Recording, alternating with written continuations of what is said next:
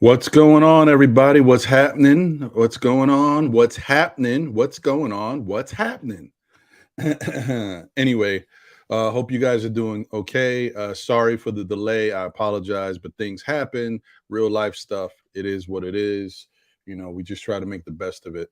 At the end of the day, we're humans, and stuff takes precedent over everything else. That's without a doubt. So. First off, I just want to say happy Saturday to everybody. Hope y'all doing okay.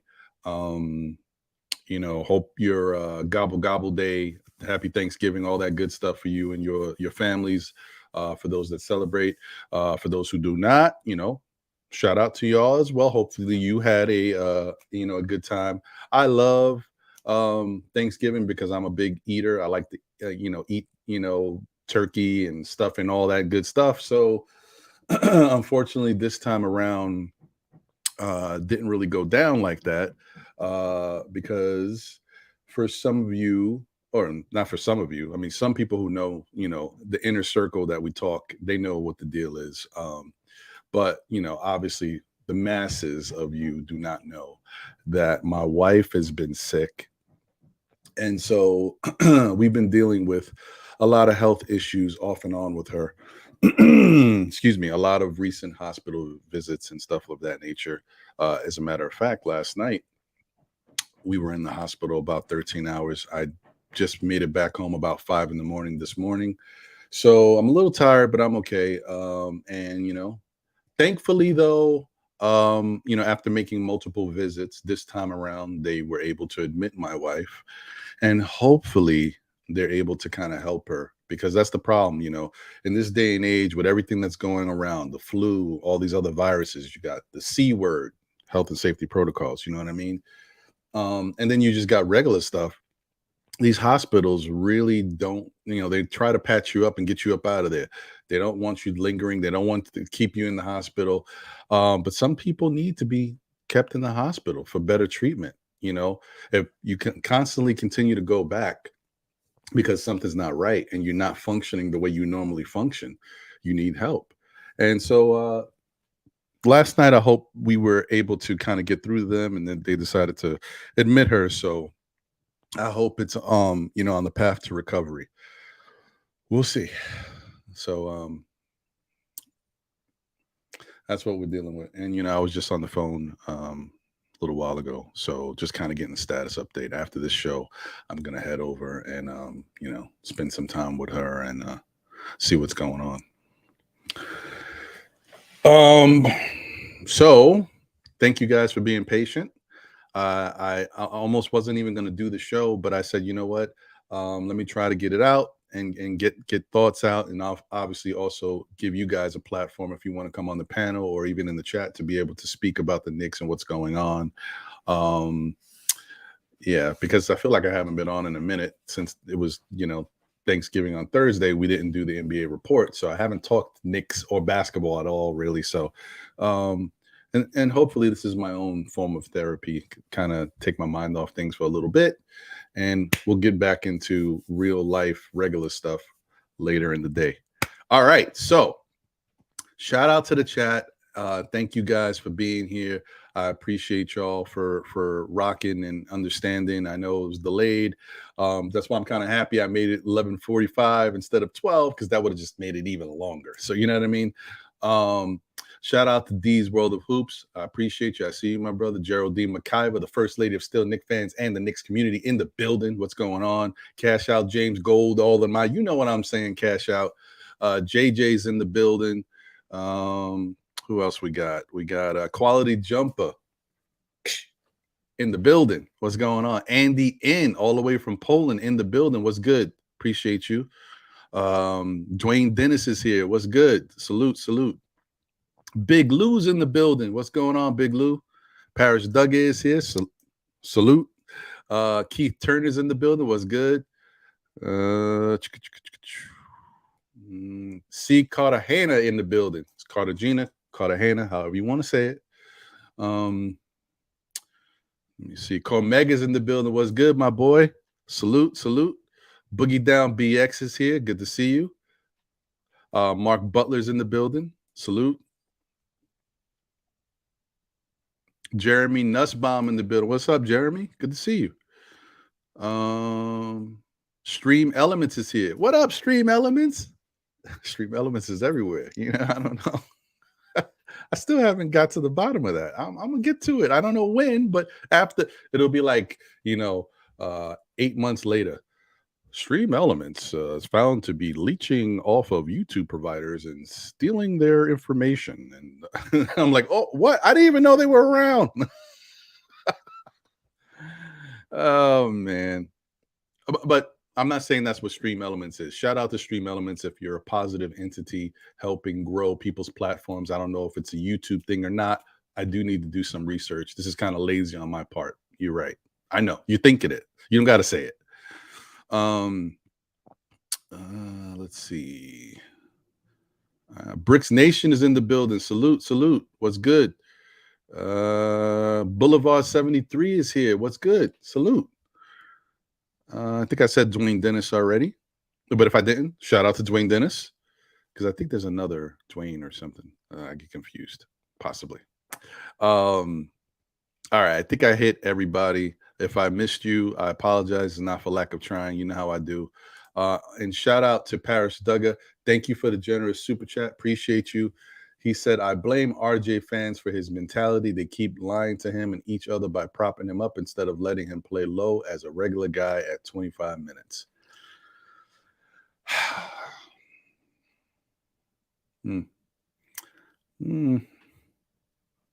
I mean, guys, you know where I stand on this. There's some truth to what you're saying, Parrish, about RJ's mentality. But honestly, I've said it, I think, for about 2 weeks now. I blame Tibbs. But I'm going to hold that because it plays into what I'm going to say in a little bit. But thank you for the generous super chat. We will definitely talk a little bit more about RJ and what's going on with this Knicks team. It's interesting times. Shout out to my guy, Jay Boogie, in the building. Jay Boogie! What's good? Appreciate you. All right. William, all the way from Brazil, is here. What's going on, William? Appreciate you, man. Good to see you. Okay. So let's do this. I'm going to, in a second, put the link in the chat.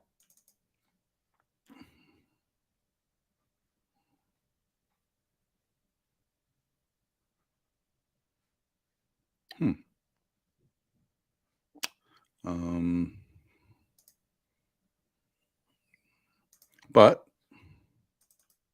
before I do that,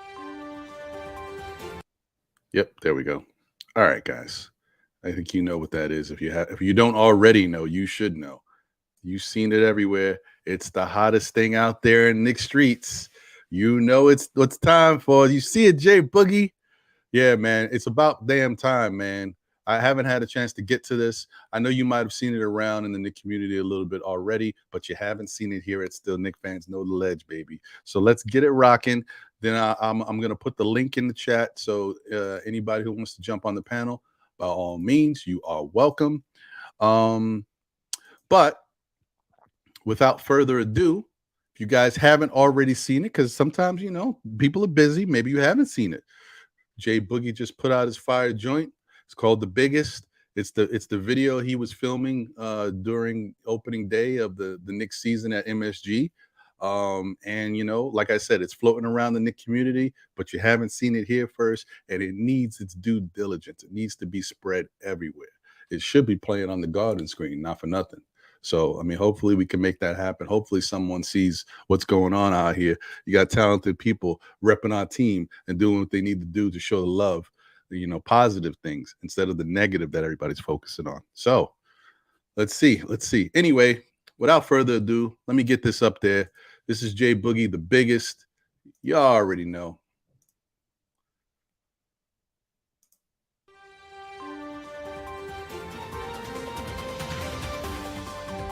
I heard a rumor. This guy right here, Jay Boogie, presenting Knicks in the booth is gonna be fire. Hey.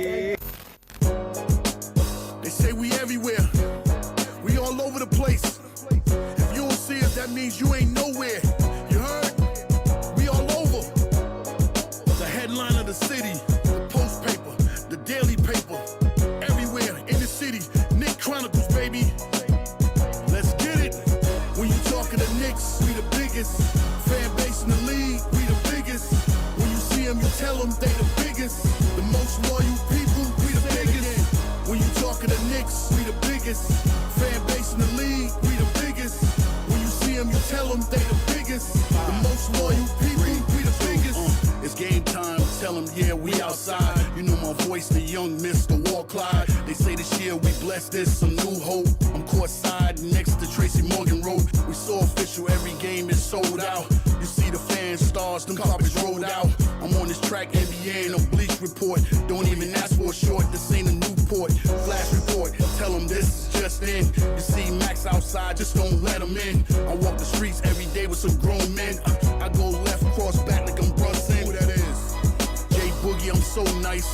I need a little bit more than yesterday's price. When you see him, you tell him, your boy, I'm locked in. I'm well surrounded with fans, we in the garden. When you talking to Knicks, we the biggest. Fan base in the league, we the biggest. When you see him, you tell them they the biggest. The most loyal people, we the biggest. When you talking to Knicks, we the biggest. Fan base in the league, we the biggest. When you see him, you tell them they the biggest. The most loyal people, we the biggest. If you ain't orange or blue, then you can't relate. I had them toxic boys that air your Twitter space. A lot of people right now, they on clickbait. I had your forehead looking like you're Stephen A. All the real creators be on the podcast. Take a look at the chat, you get my broadcast. The forecast was scattered with a lot of rain. My floor poison, pill jerk by Danny Ainge. New squad, new season, it's a new team. Shout out to Harlem Girl and Miss Geraldine. Play the youth, the kids, they gon' play hard. For 4 years, I just signed a 9 guard. The way we look right now, this a Nick thing. I might bring with the flow, so this here bang. Shout out the real ones that'll stay loyal. All the Nets fans, we know it's disloyal. When you talking to Knicks, we the biggest. Fan base in the league, we the biggest. When you see them, you tell them they the biggest. The most loyal people, we the biggest. When you talking to Knicks, we the biggest. Fan base in the league, we the biggest. When you see them, you tell them they the biggest. The most loyal people, we the biggest. When you come to the city and play for the Knicks, you're gonna get the biggest and most appreciated love. We the best people it is in the world that's gonna support our squad, support our team. You dig? We the biggest.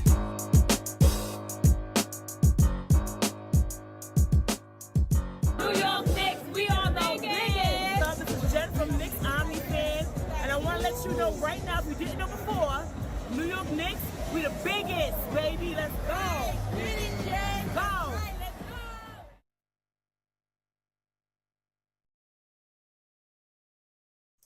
Yeah, Jay Boogie got another one.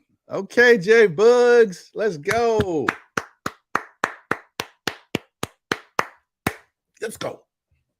That's what I'm talking about, Jay Boogie. The video looks fire, it's crispy. I really like the production on it, man. Really looks good. Dope way to intro it with the shout out by Rebecca. That's dope. That's dope. Yeah, that's fire, man. Listen, I hope for the best for my guy Jay Boogie, man. I want him to really blow up in this Knick community. Well, he's already blown up in the Knick community. I hope he blows up worldwide throughout the whole Knick fandom. And MSG really need to get it done, man. Stop sleeping out here, man. Show this guy some love, man. It's crazy because everybody know who Jay Boogie is, man. They just need to give that dude his props and put him on the big stage. Facts. Shout out to you, Jay Boogie. Love you. You know how it is, brother. Always giving it up, the positivity. Appreciate you. There's nothing else I can say about it. So, that being said, and you know, the funny thing is, unbeknownst to a lot of people, towards the end of that video, when them two females say, New York Knicks, we the biggest, one of them is my cousin. Who knew? Who knew? Anyway, all right. So, let's just get it cracking, guys. Some stuff we got to get to. I don't have all day because, you know, I got to get where I got to get. Thank you guys for the love and prayers in the chat for my wife. Thank you. You don't know how much it means, you know, because that's what it's all about. We Knick fans, but we people too. So I appreciate the love, man. All right. Let me get my guy in here. And I gave him the cue, so he can't say I didn't warn him this time. Yeah, 100% right. Good stuff. Excellent disclaimer, sir. That was you saved yourself on that one. There you go. What's happening, brother? Peace and blessings and condolences and prayers and all that to your wife. Hopefully she gets better. Hopefully everything is fantastic moving forward. Just want to say that first, bro. Thank you, brother. I appreciate it, man. Yeah, man. You know, in life, that's one of those things we deal with, man. We start off as babies. We start to grow, be healthy. You know, we're like, you know, go out there with shirts off. I don't mean literally, but you know what I mean? We go out there in the cold. We brave the elements. We do what we got to do. We go to sleep. We wake up. We do it all over again. At a certain point, we start to get older and Father Time starts to catch us. And then all these ailments and things start to happen. And now it's real life. So yeah. And it gets real quick, too. In a snap, bro. Yeah. You ain't lying, brother. Anyway, so guys, look. I don't think I'm jumping out on a ledge here. I know the ledge, okay? I'm at the ledge. But we'll talk about the Knicks game and what transpired. We'll get into the box score and a little of that stuff. But to me, it's kind of like just news right now. You know what I mean? It's just like, okay, this is what happened. This is what we saw, blah, blah, blah. My issue is at some point, I think instead of looking at shopping certain players, people are coming out saying, we want this guy, we want that guy, you know, and then we're looking at offers, even if we may not be doing it. I think James Dolan has to get involved. I know I don't like to say those words, guys. I do not like to use them, but this is my feeling. I feel like the coach needs to go. The front office needs to go. There you go. There you go. And then we need an overhaul of the players. Right. However, I understand that it's very difficult in New York to pull all three of these things off because I don't know why, because technically people still pay to go see these games and the Garden's always sold out. So I don't know why we're moving like we're a small market team. And if we get rid of these guys, we're going to fall apart. They're making money hand over fist. So there should be nothing stopping this organization from doing what it needs to do to get right. Yeah. Nothing. Nothing's changing. I mean, for fans, it'll hurt us. The product will get worse before it gets better. I mean, but it's pretty bad right now. But I'm just saying, it can get worse as far as just how it looks on the court, like offensively and all that stuff will go down. But I'm just saying, from the business perspective, it's not. Dolan's not going to take a hit. No. So no matter what. Yeah, I'm just like, what we're gonna do here. So my thought is, guys, first step in this whole thing has to be Tom Thibodeau. I think Tom Thibodeau has to go.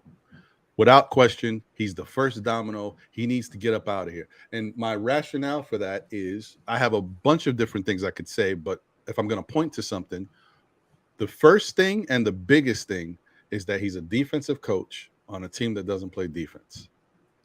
I mean, look, that's it. He is a defensive coach. That's what he's, masterful at. That's his MO. He's not known for his offense, his offensive sets, none of that. And if anything, he's always needed help in that aspect of his game.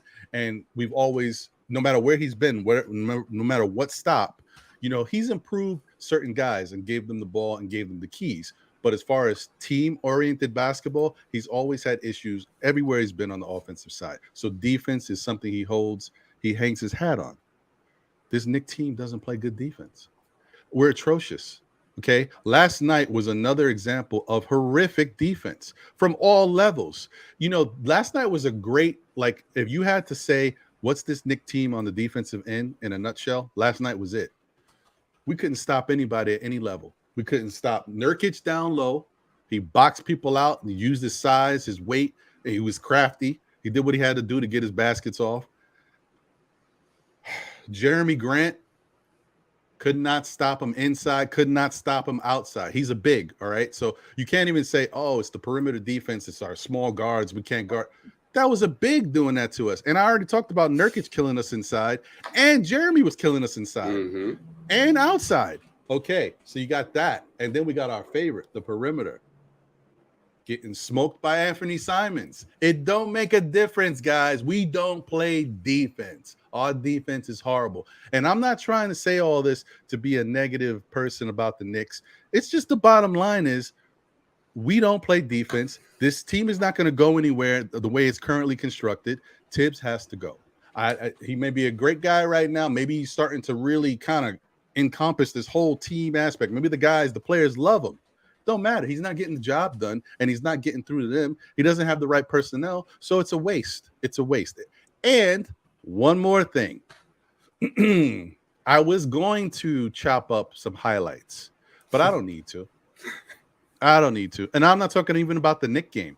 I was going to chop up some highlights of Detroit because Knox? You know it. The other day, I'm watching highlights, and I'm like, what is this that I'm looking at? And I see Alec Burks getting busy, doing what Alec Burks does when he's having one of his good games. Then all of a sudden, I see Kevin. Kevin. The guy keeps calling Kevin Knox. I'm starting to get hot. He's hitting threes. He's showing confidence. And then I said, wait a minute. Are they playing Denver? And then I'm looking at on the court. Denver had Jamal Murray, Michael Porter Jr., Jokic was back. This was his first game back. He had like 31 points, by the way.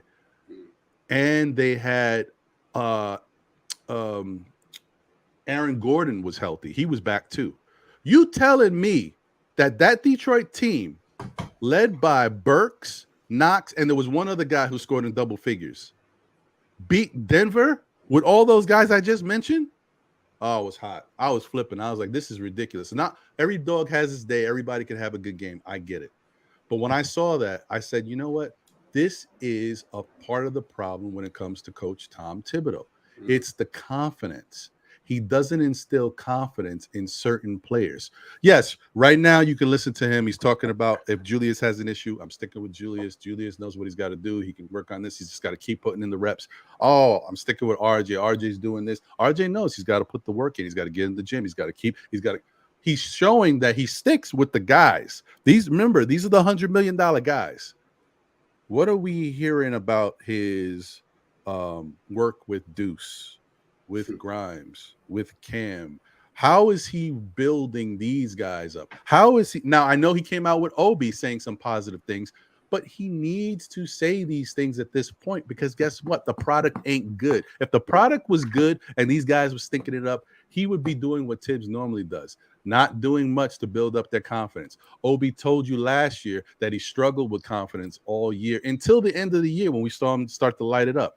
Kevin Knox, when he was with the Knicks, you knew this guy struggled with confidence. And if he's doing it to Obi, I'm talking about Tibbs, how do you think he was acting with Kevin Knox? My point. And I'm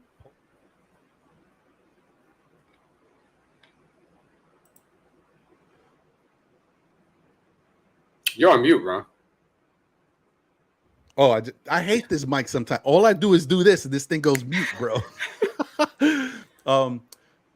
When we think about Kevin Knox, even with Atlanta didn't do Kevin Knox any favors either. They didn't do the best at. But I understand, like with Atlanta, you could say they're a decent team that plays defense. They have a decent offense. You know, they're winning games.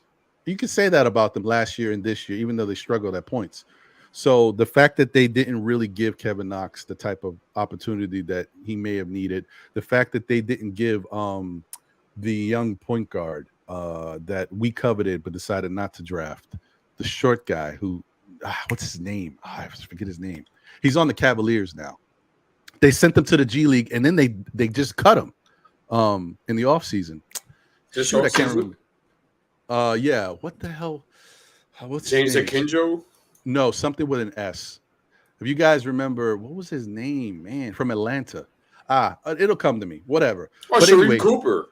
Sharif Cooper. Oh, okay. That kid never really got a shot with Atlanta.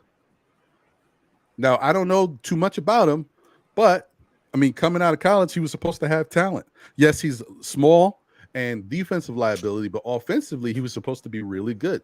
Really could break down anybody on the opposing team and a great facilitator. Never got to see it. Now, the verdict is still out on him. Maybe we'll see it. But I'm just saying Atlanta is not that far from the Knicks when it comes to not necessarily cultivating talent sometimes. But Anyway, I think that because of those type of reasons, because Tibbs doesn't cultivate the unknowns, he's really great at you give me 3 stars on my team, I'll get the best out of these 3 stars, most likely. As long as I got other things going on, I can work with these guys. It's the other guys that I worry about with Tibbs. And for me, that's not the type of coach I want on these Knicks. What do you think, D? I know I had a lot to say. I know you probably want to, really digest everything, but what's your thoughts on the fact that I think Tibbs is the one that's got to go first? Yeah. Because that might really help them. Okay. I have questions. This is questions for you and questions for the chat, which I asked you before, but we'll just ask it again. Yeah. Chat involved. I asked, will another coach from the staff, right? Because if you get rid of Tez, but install and keep the installation of the front office, most likely it's going to be somebody from that staff, either Johnny Bryant or Daddy Brunson or a long shot, Yoshimoto or something like that, right? So my question is that will another coach come from the staff and stop Randle being hot and cold for one game and being a terrible off-ball defender? Will a new coach, come in and make RJ shoot a better percentage and be more efficient at the rim and mid-range and long range? And you get what I'm saying? Like, will it make Obi into a pit bull? It definitely won't. It definitely will not. So that's my only question. Not that I think your logic is faulty. It's just I think it's more of a pecking order of what's to be prioritized. So if you don't think that a coach will come in and do that, that's on the staff, then what the hell is the point of firing Tibbs? 1. And 2, if you are going to fire Tibbs, then bring somebody outside and see if that works. But I don't think CAA works that way. Mm-hmm. So most likely it will either be Johnny Bryant or Daddy Brunson. So then the question becomes, have you seen enough from limited perception, of course, that Johnny Bryant or Daddy Brunson could do the job and turn this around and make these guys? Because listen, we know it's not championship. Like we're clear on that. We're concerned, can we just get a good product, a healthy product, an elite energy and effort product on a night-to-night basis? I think that's really the goal, because we'll respect that. We'll watch the games. We'll invest. We'll break it down, critique, and we'll high-five and say, yo, say what you want. We know RJ shot 6 for 21, but the energy and effort was there. I saw him hustle in the fourth. He did a good job defending this guy in the fourth quarter, or stuff of that nature. I think we'll be better because we'll know they're not the guys. So we're not going to expect them to save the day, knowing damn well that most of them can't even guard a cup of water. Right. So I think can the coach do that with this roster?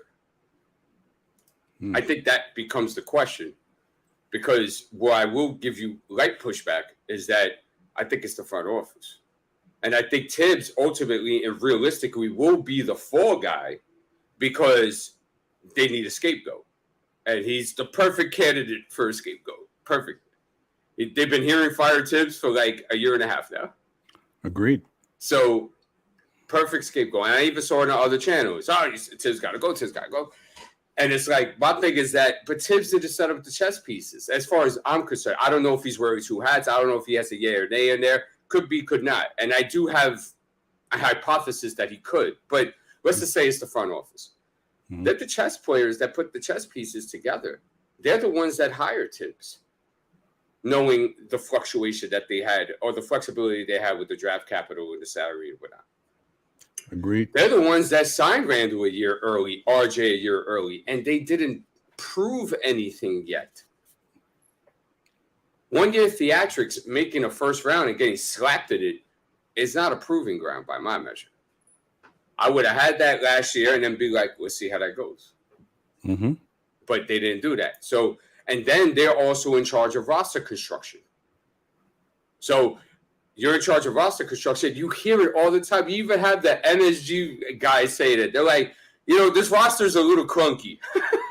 And you hear it everywhere because it is. You're right. And 100%. Last year was clunky. And the first year, hypothesis, D again, I thought Tibbs got the best out of those guys. I don't think it was like a magnificent genius of the front office putting that together. I think Tibbs saw what it was and said, okay, I can do this with this. And he did it. So that's why people will be like, okay, he's justified for the coach of the year. High five to that. But so if that's the case, and let's say what I'm saying is true, then the front office it can never get kudos for any roster construction in any year. Because the reality was that when that roster was assembled in the first year, everybody had about, 27, 32 wins, something of that nature? Mm-hmm. Yep. You're right. So. Well, I mean, you want me to jump in now, or I don't want to stop I'm you? done. Okay. Well, so here's my thing. This is the thought. Is Tibbs to blame for everything wrong with his Knicks team? No, he's not, guys. Mm-hmm. But is Tibbs to blame for a lot of what's wrong with this Knicks team and how it's progressed over the past couple years? Yes. Rotations, playing time for certain guys, development confidence that he instills in his young players. Yeah, I think he like I said, I'm not going to change what I feel about how Tibbs gets through the guys. I don't know personally. I'm not there. This is only on the surface because I see other players and how they interact with their coaches. I see how their coaches interact with them and the young players on the court. So I can only go off of that. I don't know what's happening off the court. But from what I see, Tibbs seems to really get through and know how to focus on the best possible talent on the team, those type of players.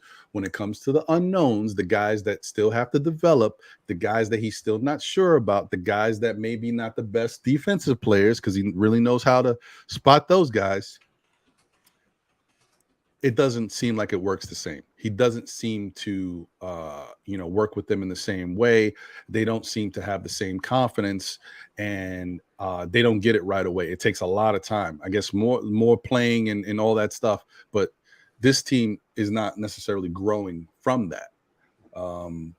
Evidenced by, if you look at Obi, these guys, you say that at this point they should be even better. They should have grown. Quickly is starting to play a little better right now, but he hasn't really shown me anything that I didn't see from last year. Obi is regressing at the moment, but this is a bad slump. I don't know what's going on with Obi right now. I don't know what's happening, why he can't really find it, because he is definitely struggling. RJ, if you want to say the biggest of the young studs, is definitely struggling, and he can't get out of his own way. This is where I point to the whole thing about Tibbs and RJ. A lot of fans want to look solely at RJ for what he's doing. And don't get me wrong, he's to blame. His mentality and some of the stuff he's doing out there makes no sense. However, you can't do this type of stuff and get away with it if the coach doesn't allow it. You can't continue to make the same type of mistakes over and over, not pass the ball to certain players, make bad decisions with the ball in crucial points of the game if the coach doesn't allow you to keep being out there doing it. At some point, the coach has to sit you down and say, look, you got to change what you're doing because you're hurting us. And we've seen Tibbs put RJ on the bench for a quarter. He put RJ on the bench for another spell of time. But think about it, guys. Was that because RJ wasn't playing well, not making the right decisions, or was he sick? Because RJ's been playing like that all year. He's been making bad decisions, and we didn't see Tibbs ever put him on the bench. Last night, offensively, RJ had a horrendous game. His numbers were horrible. Now, in the end, you're going to see 19, 10, and 5, and you think, wow, RJ Not had bad. a good game. Yeah, but that's not the story. It was a horrible shooting game for RJ. Bad. Now, in fairness, I do like that he was trying to be a little more aggressive. I do like the fact that he did something that I'm always asked for a guy like RJ or Obi to do. He didn't execute it. He did it horribly, but I blame that on him not being comfortable doing like that, stuff like that. He tried to go John Starks on the baseline. He tried to go up and dunk, but he started like, he was nowhere near the rim. He was like the 3-point line when he was jumping. I'm exaggerating, but that's how far off he took off. I'm like, what are you doing? Okay, but I like the idea. That's the type of stuff I want RJ to do. You don't got to do it all the time. And we've talked about this in the past, D. Sometimes you just got to let the defense know, hey, I'm coming. Watch out. They may block the shot, or you may get it. But the point is, you got to be aggressive. Like I've talked about Obi. I saw Obi do it like maybe 4 or 5 games ago. He tried to go up and dunk with 2 hands, which he basically made it easy for the defender to just put their hand in the middle and block it. He got blocked. But that was the first time in a long time I've seen Obi try to dunk on somebody. Sometimes you got to do that stuff. Sometimes you got to do it. You got to do it all the time. I mean, well, for Obi, he should be. But, Right. but I'm just saying, like, certain things that happen on this court are because Tibbs lets it fly. Last year, I had a big thing. We saw how horrible the Knicks look. Okay, guys, hold on. Take a look at this, right? What's the big additions we made this offseason?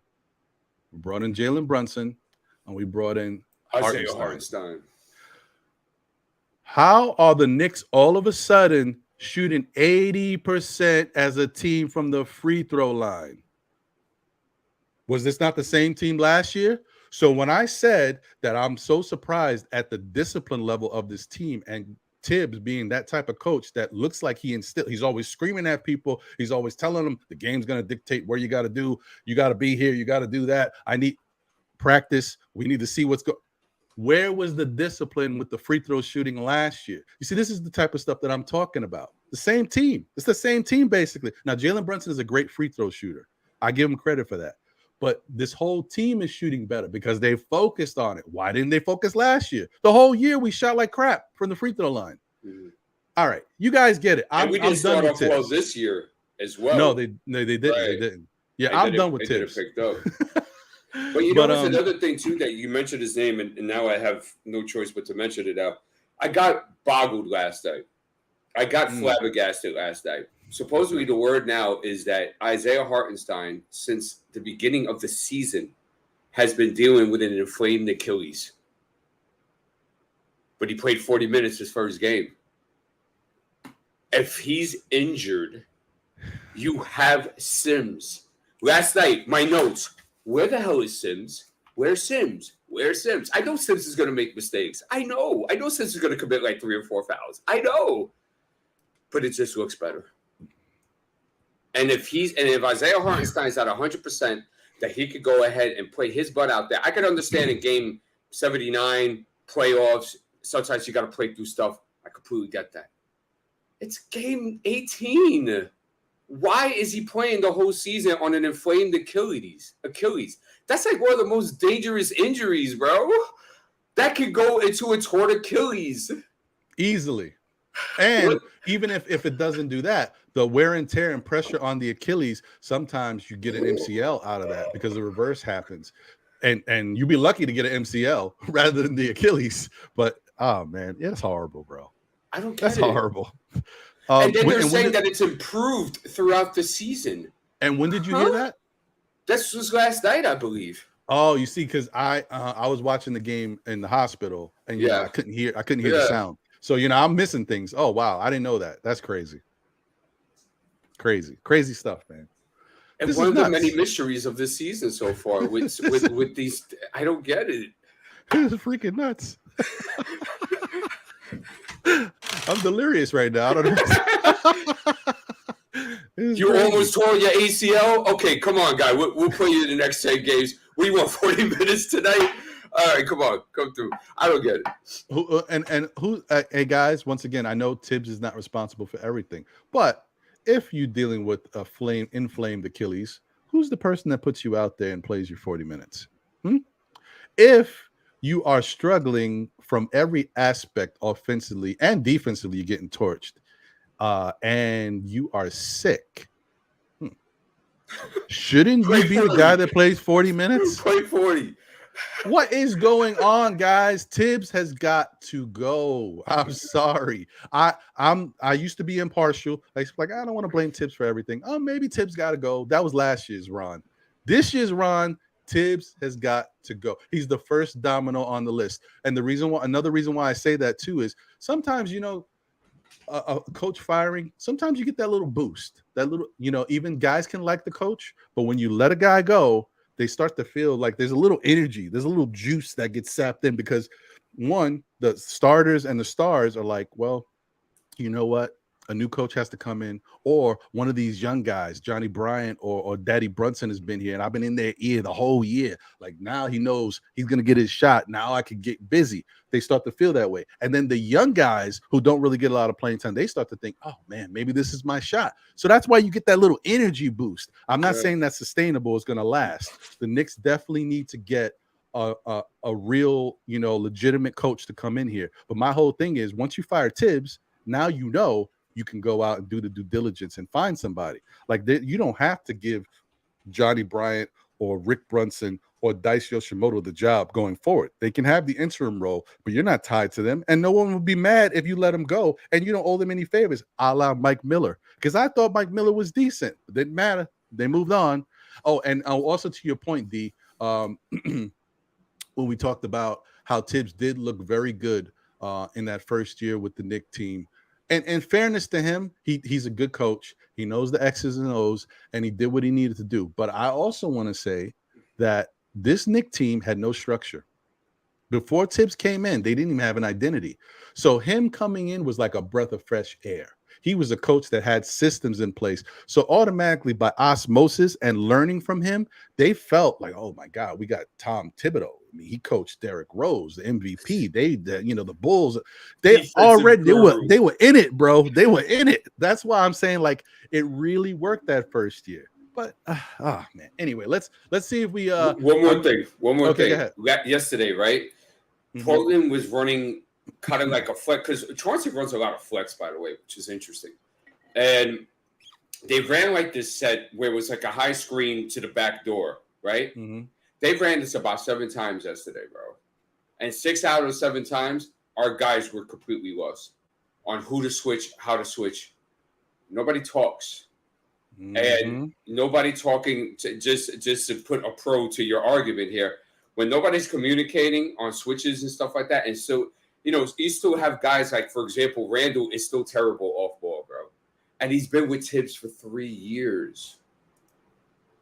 RJ Barrett is piss poor on defense, bro. And he's been with Tibbs for 3 years. So I hear you. And I hear you. And there are some convincing arguments that come with your stance, without a doubt. But I just to end it, I just hold it primarily on the guys that let him out of the cage, knowing how he is. They literally wrote an article about how he is. People have figured out his pattern. It's so easy. Mm-hmm. It didn't mean anything. So we are where we're at right now. Hey, listen, D, I agree with you. I definitely think the front office has to go as well. Yeah. Let me get Sam in here. Sam, what's good? It's good, Sam. I just can't believe it, guys. I really can't believe it. Hold on, Sam. I cannot believe it. Hold on, Sam. Before we get to you, because I definitely want to hear what you got to say. Let me say a couple things. Get to the chat real quick, say a couple things, and then lead you in. Shout out to Gerald D. McIver. Thank you for the generous super chat. I appreciate you. Thank you, guys, everybody in the chat, for once again, for the love for my wife. We go through things in life, and this is my time. We all be better from it once we get through it. So thank you for the love and support. Appreciate you guys. Jay Boogie, thank you for the generous super chat. He said, that is our fan base anthem. We are the most loyal people in the league, period. We are the biggest. I love our together. I've met nothing but beautiful people under this New York Knicks. Basically the umbrella, the whole community, the whole world, man. Appreciate you, Jay Boogie. Thank you for everything, man. Keep coming out with these fire joints and these anthems and doing what you got to do, man. You're the guy leading the charge, and we appreciate you. We rock with you, man. Thank you. The only thing that would make it better is if we were a better team, a better product out there. The city would be going crazy right now for that biggest anthem, and they still should be. But I'm saying that would help. Shout out to Paris Duggar. Thank you for the generous super chat. He said, to your wife and family, health. And his little comments about the Knicks. Thank you, boss. Thank you so much. Appreciate it. Shout out to Eddie F in the building. Salute to you. Thank you for being here. Knicks Nation 112, where the players dwell, is here. He said, I believe the players are not put in the best position to use their strengths. We are not winning a chip. Therefore, the first thing we must see is what we have in all our players, because we have no stars. I understand that. That's a good point. Shout out to Marvin Smith. He said, I question Tibbs as a defensive coach. Tibbs is overrated as a defensive coach. Yeah, maybe he is. He definitely has to have a certain type of player. But in fairness, every coach needs certain type of players to kind of help orchestrate what they're trying to do. Did the Knicks give him what they needed? Don't know. Did Tibbs, like what D said before, was Tibbs the orchestrator of a lot of these guys? Did Tibbs actually have a hand in a lot of these guys? And if he did, then who's to blame? We know the front office has a lot to do with it. Don't get me wrong. But my opinion is I just think that you get rid of Tibbs, right? And then that puts the front office on notice. Now, we didn't like the guy you brought in. It's time to move on from that. And so guess what? It's on you. I think personally that you get rid of Tibbs, then you don't make any moves, to be honest. You don't make any moves unless you're trading to get more assets for this draft. I wouldn't want this front office to touch anything else. If I'm thinking about getting rid of you anyway, I don't want you messing up the everything for the next regime to come in. Now they got to clean up your mess even more. They got to clean it up anyway. I wouldn't do anything. I'm sorry, guys. I know you don't want to hear that, but I wouldn't do anything for the rest of this year unless I'm building assets for this draft or building assets to trade in the offseason when I bring in my new regime. Just saying. Okay, you heard everything I had to say about that. Sorry. Feet Sports is in the building. Salute my guy. Fan of the show, big contributor. You know how he does. What's going on, Prophet? He said Tibbs can't lead. Secondly, they need a core 6 to ride out with, and they can't guard man-to-man, so you have to mix it up to lessen the damage, the lack of defensive awareness. Very true. Especially off the ball rotations. Oh my God, bro. Very true. It's a tough time out there, man. It's hard to watch, bro. I ain't gonna lie. I was like, damn. It's fun if you just like basketball and want to see offense all the time, but no defense. I was looking back and forth. It was like ping pong. I was like, what is this? Hey, anyway. Shout out to Hinton Murphy in the building. What's good? He said, how about Cam when he first got here? Yeah. He was talking about pertaining to the lack of confidence, right? Yes, very true, very true. Wiz in the building. What's good, Ashley? So, Wiz. Good to see you. Thank you, Deron Wayne, for the generous super chat once again. Appreciate you, man. Thank you so much. Thank you. This guy, I don't know what he's saying. Get out of here. Shout out to Sam Grandison. Appreciate you. And then also, what's good? Salute to Manchild in the building. Yeah, man. So, and DSJ, I see you. Delano Steele's in the building. DSJ. Salute, brother. Good to see you. Lions of Judah is here. Shalom, thank you. What's going on, brother?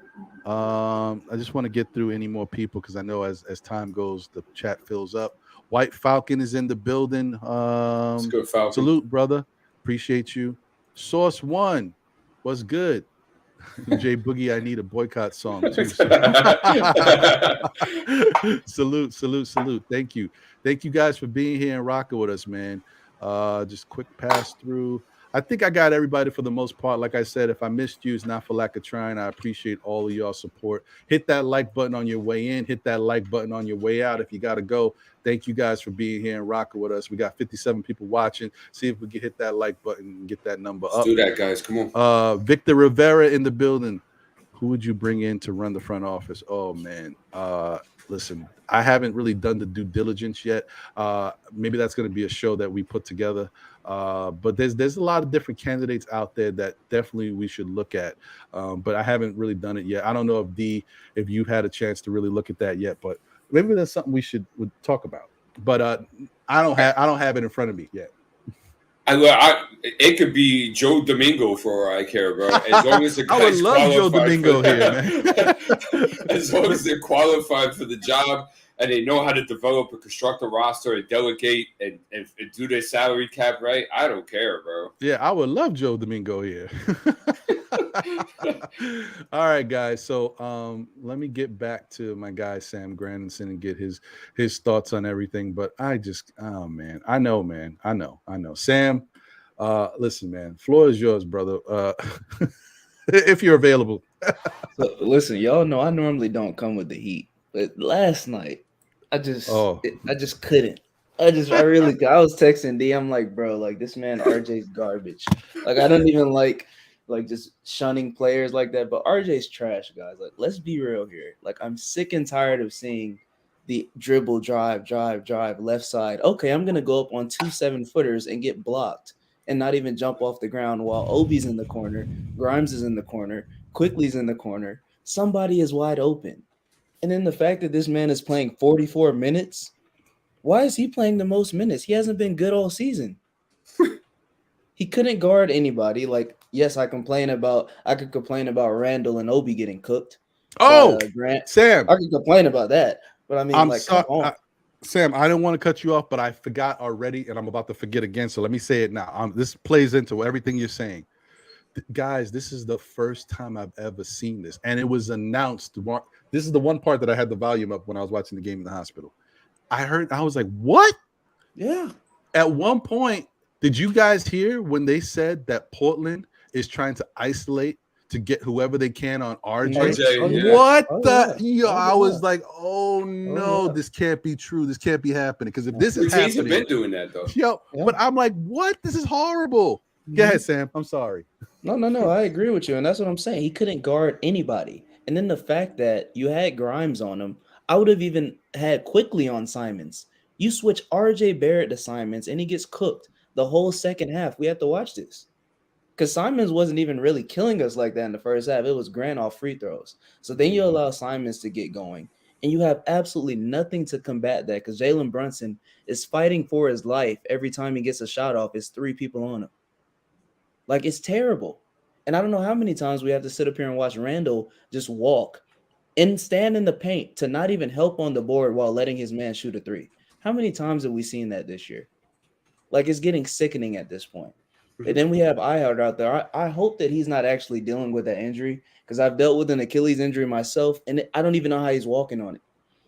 Because it's very hard to put any type of pressure on your foot if you have an Achilles injury, if anybody knows. So I don't even know why Tibbs is allowed to even have him suit up. I don't know how the training staff is allowing that. Like, it just makes no sense. And I feel like Quickly, ever since they've been saying trade Quickly, he's been doing good every game, deserving minutes. That's why I hinted at, start Quickly. I hinted at it before Grimes got back because I didn't know what his health was. But there is no way you don't put Quickly on Simons. I don't get it. Why do we have RJ Barrett on there? We know he's too slow. His lateral movement has never been there. So why would we switch him on to Simons and watch him get cooked the whole second half? And I don't even want to talk about. Grimes did a great job on Simons, I thought. And Simons was getting a lot of his points off the switch with the bigs at the pick and roll. But I'm sorry, go ahead. Exactly. And that's my thing, D. They had Grimes on there. And that's what I'm saying. He had him in check first half with Grimes on him. Then all of a sudden, Grimes is nowhere to be found on the court. And now we have RJ Barrett guarding him. Why? I mean, I don't get it. And then we have a guy like Josh Hart, who is going to be aggressive on the boards. Why is nobody boxing this man out? He has 19, almost 20 boards. 20 boards at the small forward position. And he fouled out. He would have had 20. You want to know the Knicks' highest rebounder? RJ Barrett off of garbage takes that the Knicks were having. 10 rebounds. You just can't make this stuff up. They had 51 attempts at free points last night. 51. All they had to do was stand at the line and shoot wide open 51 times for points last night. That's crazy. I mean, I just don't get it. At this point, I told D, I'm getting to the point now where I'm starting to I'm going to cancel my subscription. I can't do it anymore. I'm paying because unlike most of these, I'm paying to watch this trash. I'm paying monthly amounts to watch this trash because I'm not in the area. And this is what I have to tune into. It's literally Brunson is consistent every night with the scoring. You might have some other nights, but RJ's only been good probably 3 games the whole year. At some point, there needs to be a consideration made for benching RJ Barrett until he gets his act right and put Grimes and Quickly in there until Cam returns. I don't see a point in starting RJ Barrett. He gives you nothing on either side of the court right now. He needs to be benched. There needs to be some accountability met, and I don't see why he's playing 44 minutes. He's playing more than Brunson, guys. That makes no sense. But you guys can go ahead. I just had to get that out. I'm actually sick and tired of RJ Barrett. I don't know. If anybody could defend RJ Barrett, I don't know. He must be getting paid off by Dolan or something. I don't know. It's redunculous. It's redunculous, man. There's no way there's no rhyme or reason to understand what the hell we're witnessing with regards to the RJ situation. And you know what? It's been moving around for a minute, and it's picking up steam. To be honest, I think before I found it very difficult because obviously you trying to build around having RJ here, and you just gave this guy $100 million, but. And that kudos, I already gave him kudos, but I'm going to say it again. To Josh's point, Josh was calling for the fact that maybe RJ would be better off playing with that second unit a year or two ago. At this point, I think even as a lesson in understanding the game and getting back to your core principles and what you need to be doing out there, I don't have a problem with RJ going to the bench. I think RJ should go to the bench. He doesn't have to stay on the bench, but I think he should go to the bench and kind of get back into the flow of the game and maybe being out there with those guys because he's playing a lot with them already, as you guys can see. He's with them already.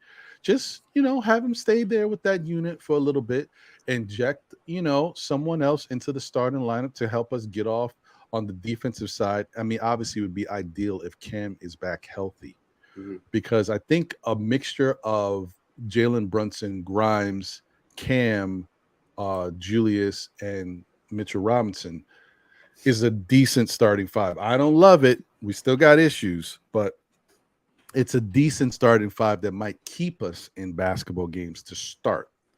When we start rotating pieces around, we're going to run into the same problems we normally have. But maybe if we can see, because I think, and I haven't done the research on this, so I'm not talking like I know for a fact, guys, but I feel like getting off to a good start in the first quarter is very helpful for, possibly winning a basketball game.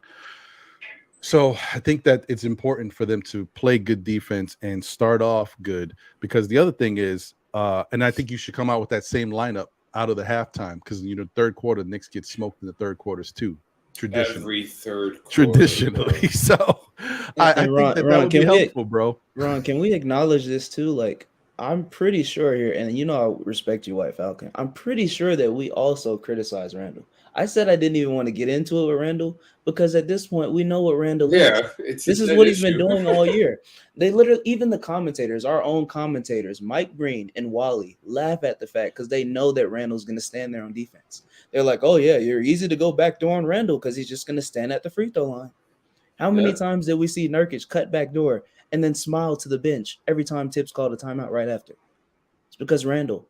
So we know what Randle is. He's not going to change. This is who he is. He's not a defender. And here's another thing, too. Go to his comment about when he mentions my name, because I didn't even say the comment. It was Sam that said the comment, but for some reason you're at me. So since you wanted to bring my name up, right? So let's go through a little something with RJ Barrett.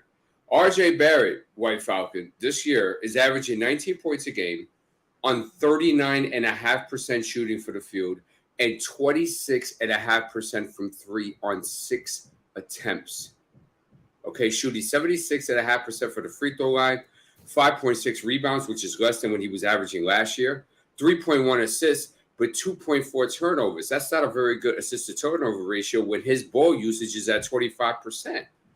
Okay, and also his plus minus off and on is a minus 5.1 to 11.3. Right, he leads the team in getting his shot blocked at 25 times. He's gotten his shot blocked this year. If in only 19 games, bro. Okay, his expected win percentage is a minus 28. He is the worst wing in the league and opponent's points per possession. The worst. Okay, the worst. I no, because he won't call my name. 55% at the rim this year. That's what he's been his whole career. His effective field goal percentage is at 44.3. JJ showed me a good stat that he has the worst effective field goal percentage in the league, right? JJ, fix me up on that if I'm wrong. Short mid, 36%. Long mid, 20%. All mid, 35%. Quarter three, 30%. Non-quarter three, 25%. All three, they have him here at 26%. What do you mean, bro? It's not like he's playing stellar and we're just getting on him because he has a couple of defensive lapses. So you're shooting ineffectively like that, right? You're not shooting efficiently, right? You're going up against 3 guys. You're getting your shot blocked, and you're not playing defense on top of that. And we can't critique RJ. I said the same thing about Randle. If Randle has a good game, we'll call it out. If RJ has a good game, if RJ against OKC, I gave him the flowers for that game because he played well. But if he's playing like crap, he's playing like crap. Throw the biases out the window. Nobody is exempt for the chopping block. If you play like crap, you play like crap. Ron, can you please start that comment from Sherman? Because I'm about to pass out over here. I can't believe it. Okay, hold on. Let me see. All right, I got What it. are we actually looking at here? Oh, wait, is this one? Is this the one? Yes. Okay, got it. All right. So Sherwin, shout out to you. Thank you for being here as always. Appreciate you. Good afternoon. Let's prove that Randle is not a defender, and I will prove is a top 20. Are you trying to say you'll prove that he's a top 20 I defender? hope that he's not saying that. I really look. I don't. Hold on. Before you go, Sam. Can I just say, guys, look, we are not. No one's getting on. Look, hold on. I don't even know how to speak. That's what I'm saying, Ron. Like, what's we going said on this here? last year, guys. We said this. Someone said it. I don't want to take credit from it, but someone had already mentioned it. One of the people on the panel on one of the shows said that don't be surprised. And I think it could have even been Stafford Don, but it was a couple different people who said it. Mm-hmm. Don't be surprised next year. Now that Randle has dealt with all this hate, the thumbs down, all the stuff that's going on, next year the Knicks fan base is going to find somebody else. And most likely it's going to be RJ Barrett. Now, this was someone saying it before anything was done, before RJ did anything, before he got the bag, because that's how basketball works, and the fan base is going to find someone to latch on to in a negative way or positive way, but RJ's time was all positive. He was the darling of the team, so his time was coming, okay? This year, RJ's making it easy. He's playing like crap. What are we going to say here? This is the worst I've ever seen RJ Barrett in a Knicks uniform consistently. Like, he's never played this bad on both ends of the court. Last year, even every season, RJ starts off slowly, right? We know that about him, but he has effort. He does certain things. He never looks he looks bad on every aspect of the game, defensively and offensively. You can't, dismiss it. How can you not acknowledge it? It's obvious. It's right in your face. Like, RJ's playing so bad, he's making Randle look a little better. Like, I'm looking at Randle like, oh, man, I can't. But you know what? I got to talk about this guy because look at what he's doing. But I see you. Like, it's not that Randle's not doing things that are bad. So we talk about him too. And then the flip side of it is not that anybody hates on Randle. Randle, we could put together a whole James Harden mixtape about Randle. You guys know what that means? If you're an NBA fan, you know what a James Harden mixtape looks like. When they talk about a James Harden mixtape, they're not talking about his best highlights. They're talking about his defensive lapses, how he's a walking turnstile. You could put a whole James Harden mixtape together, which they have, of him just not playing defense, just standing around, walking around, guys move, passing the ball. The guy's over there, he's over here. Julius has that. We could do that right now. He's got so many games of that already. So all I'm saying is, guys, it's not hate, okay? Guys are not playing well. Can't critique. Right? It's just they're not Crazy. playing well, okay? I want my Knicks to be great. I could have said, you know what, a Jay Boogie song, the biggest. I'm showing Jay Boogie love, but if you look at the context of what the song is about, it's about our Knicks being the biggest, being a good fan base, being a great fan base, showing the possibilities of what we put together this year. This is what we want. Nobody wants to talk negatively about our team, but there's some stuff happening. I just want my team to get better. First domino is getting rid of Tibbs. I think that would help, and then we move from there. Then we get into the front office and other stuff. But Sam, I cut you off. You can go back into what you were going to say, brother. My fault. No, I just don't understand how anybody in their right mind could think Randle's even an average defender after what we've seen this year. That's like top 20 is asinine. You know what's crazy is that, and people they don't break down the aspects of it either. Like, Randle could be, and notice I use the word could be, a decent on-ball defender because he's shown flashes of it. Like last night, he had possessions against Simons. He did a very good job on him, bro. on ball. But there's other aspects to playing defense, and one of them is off the ball. Exactly. And Randle is horrendous off the ball. And Sherwin, I don't know, like every time I ask you for a source, bro, you never provide the source, bro. Okay? How you going to prove to me that he's a top 20 defender, right? Check this out. When according to Cleaning the Glass, I'll give you my sources. And according to Cleaning the Glass, at his position, he is the worst defender in the league at that position in opponents' points per possession at plus 17.3. I don't know if you're messing around with maybe an Anunnaki type of mathematical system from like some distant planet. I don't know, but that doesn't hold weight as far as how we do the math here with these stats and what we're watching as well. It doesn't hold up. There's no statistic that you could put out that Randle is a top 20 defender overall in this week. There's no way. That's listen, guys. This is I know people, the other thing is what I want everybody to do is also this is Kumbaya Ron right now. I want everybody to stay together too. You know what I mean? Because in the end, the people who suffer throughout all this madness and this product that we're seeing on the basketball court is us, the Knicks fans. Okay. So we're all in the same boat. We're not happy with the product. And anytime something's bad, you look for someone to blame, right? But in essence, you don't have to look that far because it's obvious. This blame is easily, you could share it around. There's guys on the court who are not doing what they need to do. There's the coach who's not doing what he needs to do. It's the front office is not doing what they need to do. And maybe James Dolan, who's not doing what he needs to do. Just think about that, guys. It's everybody. It's everywhere. Everybody. So, it's not like we criticizing certain players, but you could go down the line. It don't stop at Julius Randle and RJ Barrett. There's other players on this court, too, that aren't necessarily living up to the top billing or whatever billing they're getting. So, but let's get into last night's game. Let's take a look at what is looking like. Gosh. Yeah, I know. Jeez Christ. Oh man, we're gonna get through it, guys. Shout out to A Train. Peace to A Train. Shout out to A Train. Yes. All right. And also shout out to D-Raz in the building. Salute. Was good. Andrew K is in the building. What's going on? Salute to you, brother. Billy Goat is here. Salute. Nick Fans Brazil. Victor in the building. What's going on? D Coolest 718 is here. Gideon Amankwa. What's going on? G Money. Salute to you, my brother. And Silver Surfer is in the building. What's good, Silver Surfer? Thank you guys for being here. Smash that like button, guys. We got 80 watching.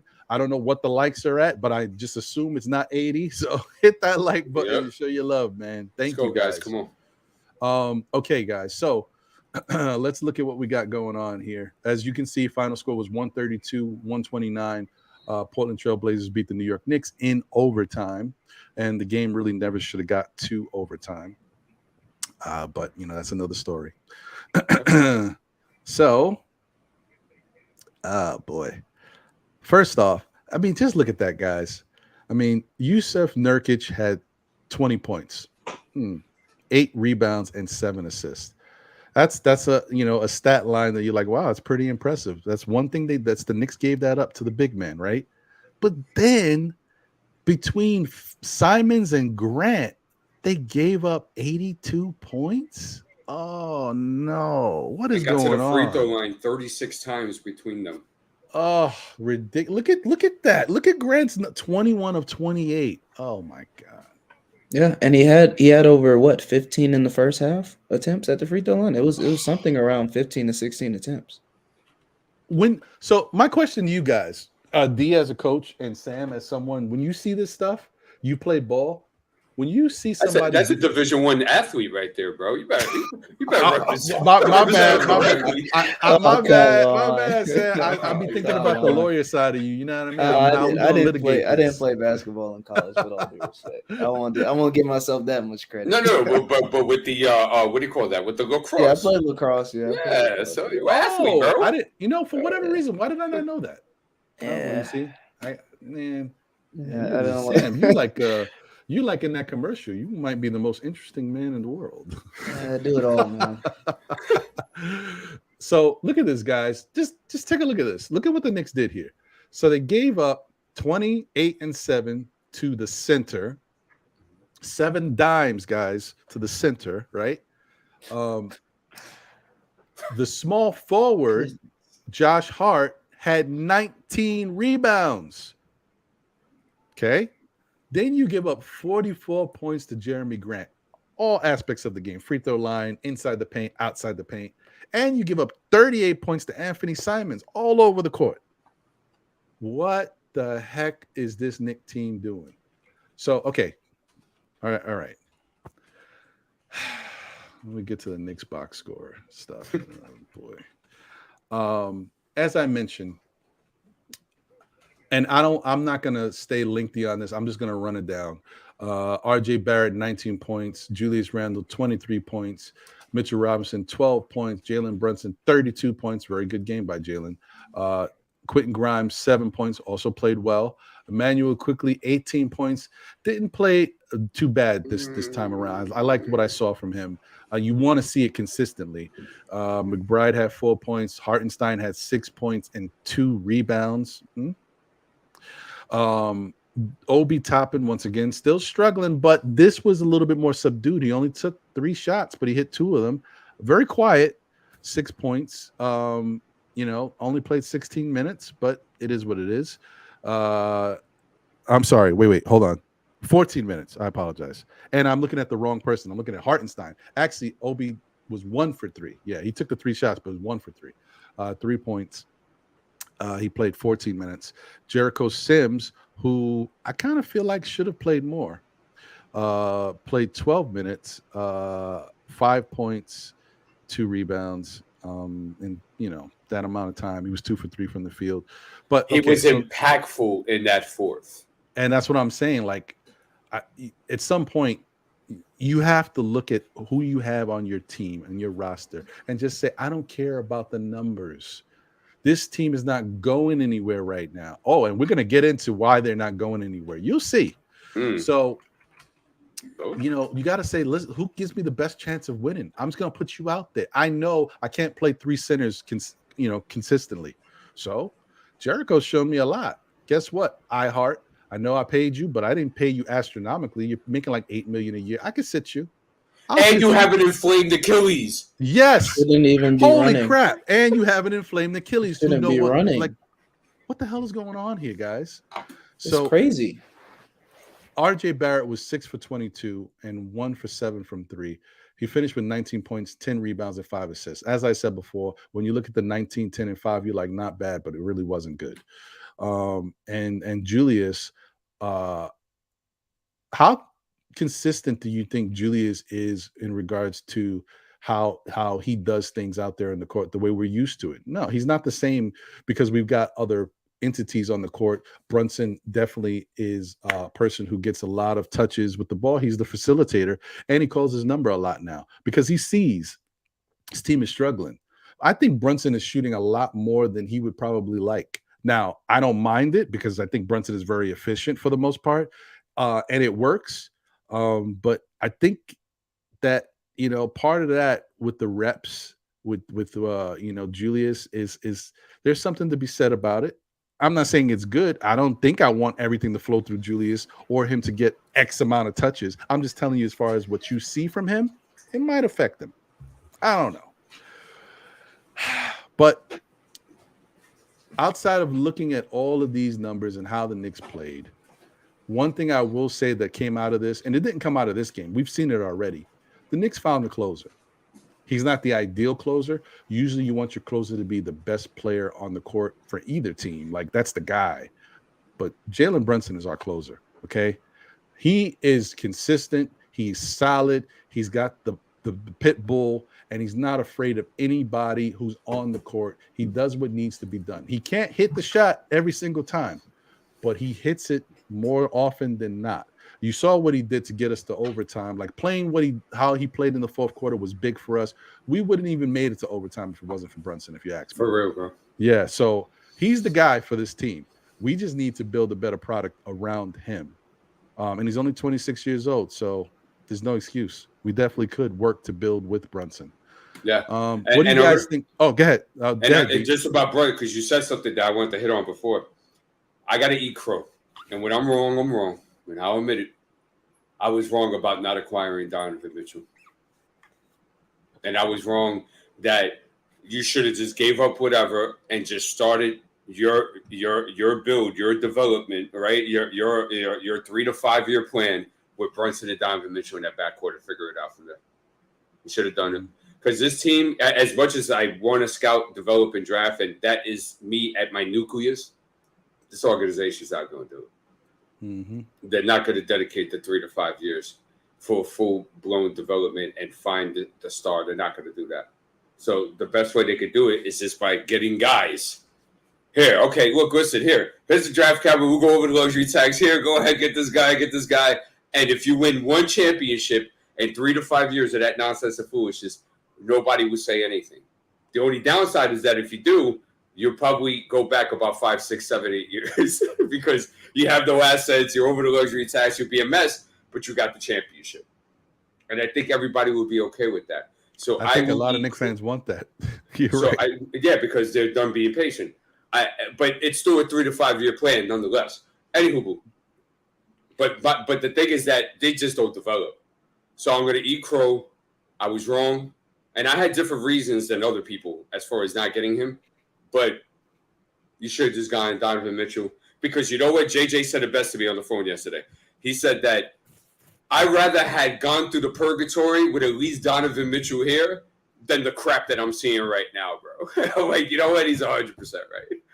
I'd rather have done that. Shout out to...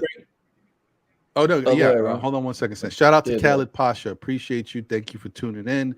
Khaled, I don't know if I've seen you in the chat before, but maybe I have. You have. He's been here. He has? Okay. All right. Well, good to see you again, man. Thank you for being here and rocking with us. Sam, what were we going to say? I was just going to say, can we point to the way that there was, what was it? I think total 112 points or something like that by their starting unit on us yesterday. Their bench only had 20 points. Like that just can't happen, guys. I don't understand how these things, like, we're supposed to be a defensive minded team, and I just don't see how defense has somehow never been played. Every time I watch the game, it's just easy buckets for the other team every single time. And then we have guys like Sims, like we said, guys, he has the extra effort plays, got 2 blocks in a row, and what does that lead for him? 13 minutes last night. 2 blocks in a row, and he gets 13 minutes. So, I mean, it's just tough to watch, man. Like I said, I was telling D, I mean, at this point, the way it's looking for me, I think I'm going to choose to not watch the games. Because I sacrifice hours of my day to watch that trash when I could be doing other things. Like, at this point, it's painful to watch. It's not enjoyable at all. I hear you. And listen, like, these games can happen, right? There's nothing. Basketball is, things happen. It's life. You can have a game like this. I can deal with a game like this. The problem is every game is like this for the Knicks. Yeah. Like, as I brought up earlier when I was talking about Kevin Knox, that Denver team, you guys know who Denver has, and when they're all healthy, how could that Denver team lose to Detroit with Kevin Knox and Burks head in the show? Are you kidding me? But they did. So that's a game, like, you just got to chalk it up. It happened. We got to deal with it. So, but the problem is every night is the same thing with these Knicks. Every game looks like this. You don't know what Knick team you're getting. And even if you get the best Knick team, that best Knick team don't play defense. This is bad. Here's another thing we got to talk about, right? And I was trying to communicate to Falcon that Falcon thinks like we're just throwing RJ under the bus. And I'll speak for myself on this. I wanted to trade Julius Randle since his MIP season in that trading deadline. Mm-hmm. So it's not about that. We're just going based on what has happened from game to game and knowing that we already know what Randle is already. We're still finding out what RJ is, and we're reacting to what we're seeing. Here's another thing. Let's not forget about Mr. Obi Toppin.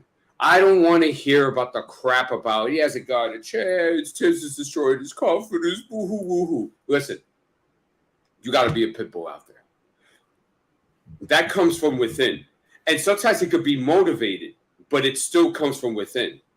Obi doesn't show you a slice of pit bull, bro. Not even a speck of it. Defensively, he is still lost to the source. Now, that could be a coaching staff thing and an Obi thing. I'll put them both on that. But there's nobody on the planet that's holding you back from coming out and being a pit bull on a game-to-game basis. I'm sorry. It's just nobody's doing that. And the fact that he looks almost as lost as he's ever looked lost in this stretch. And these last 3 or 5 games, he's looked completely lost, bro. And it's like, whoa. This is year 3, bro. You were the 8th pick. You were the college national player of the year. And I have to be on Tibbs' side on this. The way he looked yesterday defensively, right? And, of course, I saw a coaching staff, too, as well. But I had to put Randle back in. What else am I going to do? That's what I'm saying, D, because that's what I – remember, guys, I said that from the jump when I first started. I said, I don't even really get mad at that because he was getting cooked. They were literally Jeremy Grant every single time drive to the basket on Obi Toppin. He was cooking him for like at least 10 straight plays. They were just feeding Jeremy Grant the ball, which is why I was saying Simons wasn't really even a factor until second half. It was all Jeremy Grant the whole first half. It did not matter who was on him. RJ Barrett, Obi Toppin, Randle gave you the best effort one-on-one. But besides that, it was terrible. Mm-hmm. It's fair. Listen, that's the thing. It's all about trying to be as fair as possible. Everybody's human. People make mistakes. People have, thoughts and stuff that may not always be right, or you might see things a certain way and then later get proven wrong. That's life. It is what it is. In fairness to Obi, when Obi was playing well and he wasn't getting the minutes, we were complaining and saying, Tibbs, you need to look at him, play him more minutes, put him in different lineups, try to figure out ways to be creative with it so he can get more time. Now that Obi's playing bad, he don't deserve those minutes. Obi needs to do something to show that he needs the minutes. Now it's about Obi. It's not about Tibbs. That's where you got to be fair.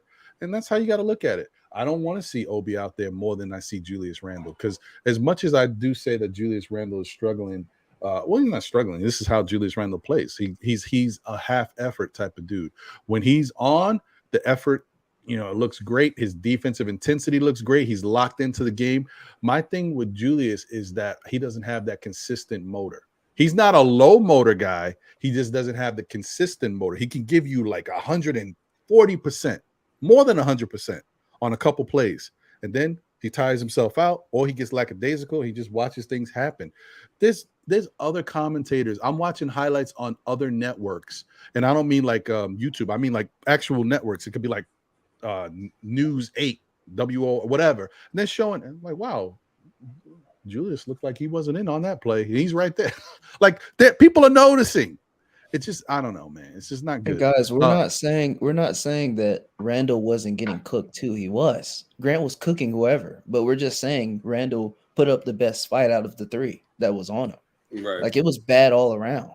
Yeah. Like nobody could stop Grant all night. Yeah, he did whatever he wanted.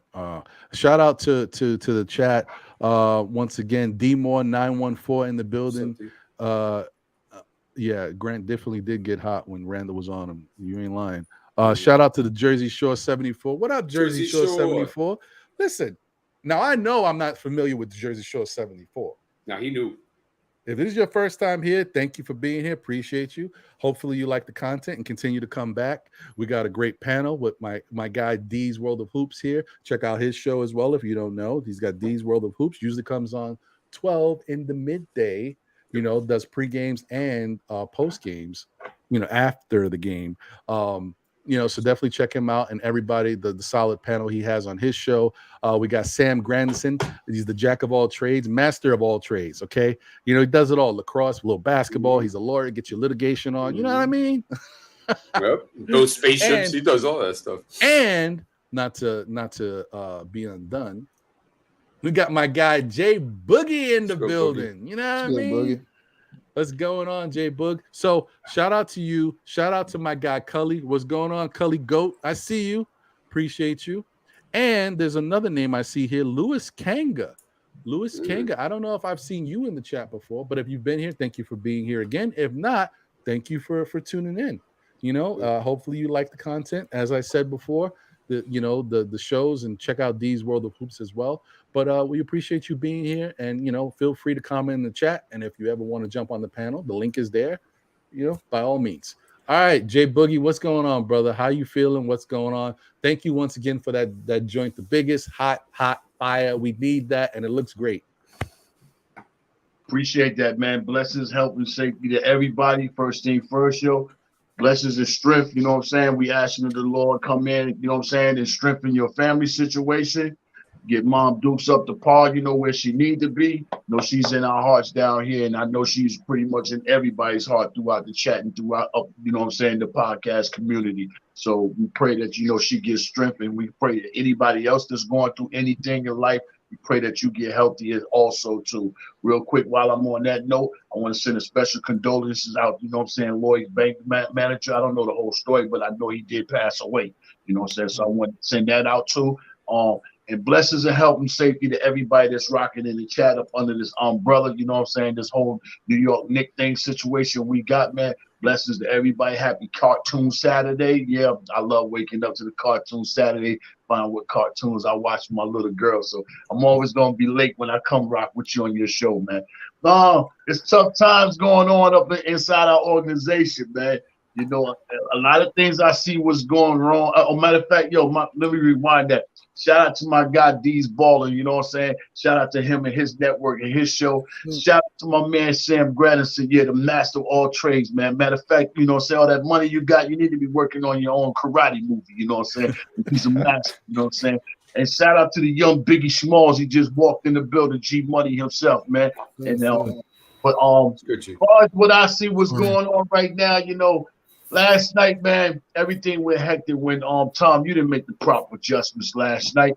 The proper adjustments started when they went that young squad, and they had Simons out there, they had Hart out there, they had Gant out there, they had Little out there, and they even put Walford out there, and they ran down that 14-0 run, and you were shell-shocked. You didn't know what happened. But what you did, you put Hartenstein and all these big guys in there. No, I got Julian at the 5.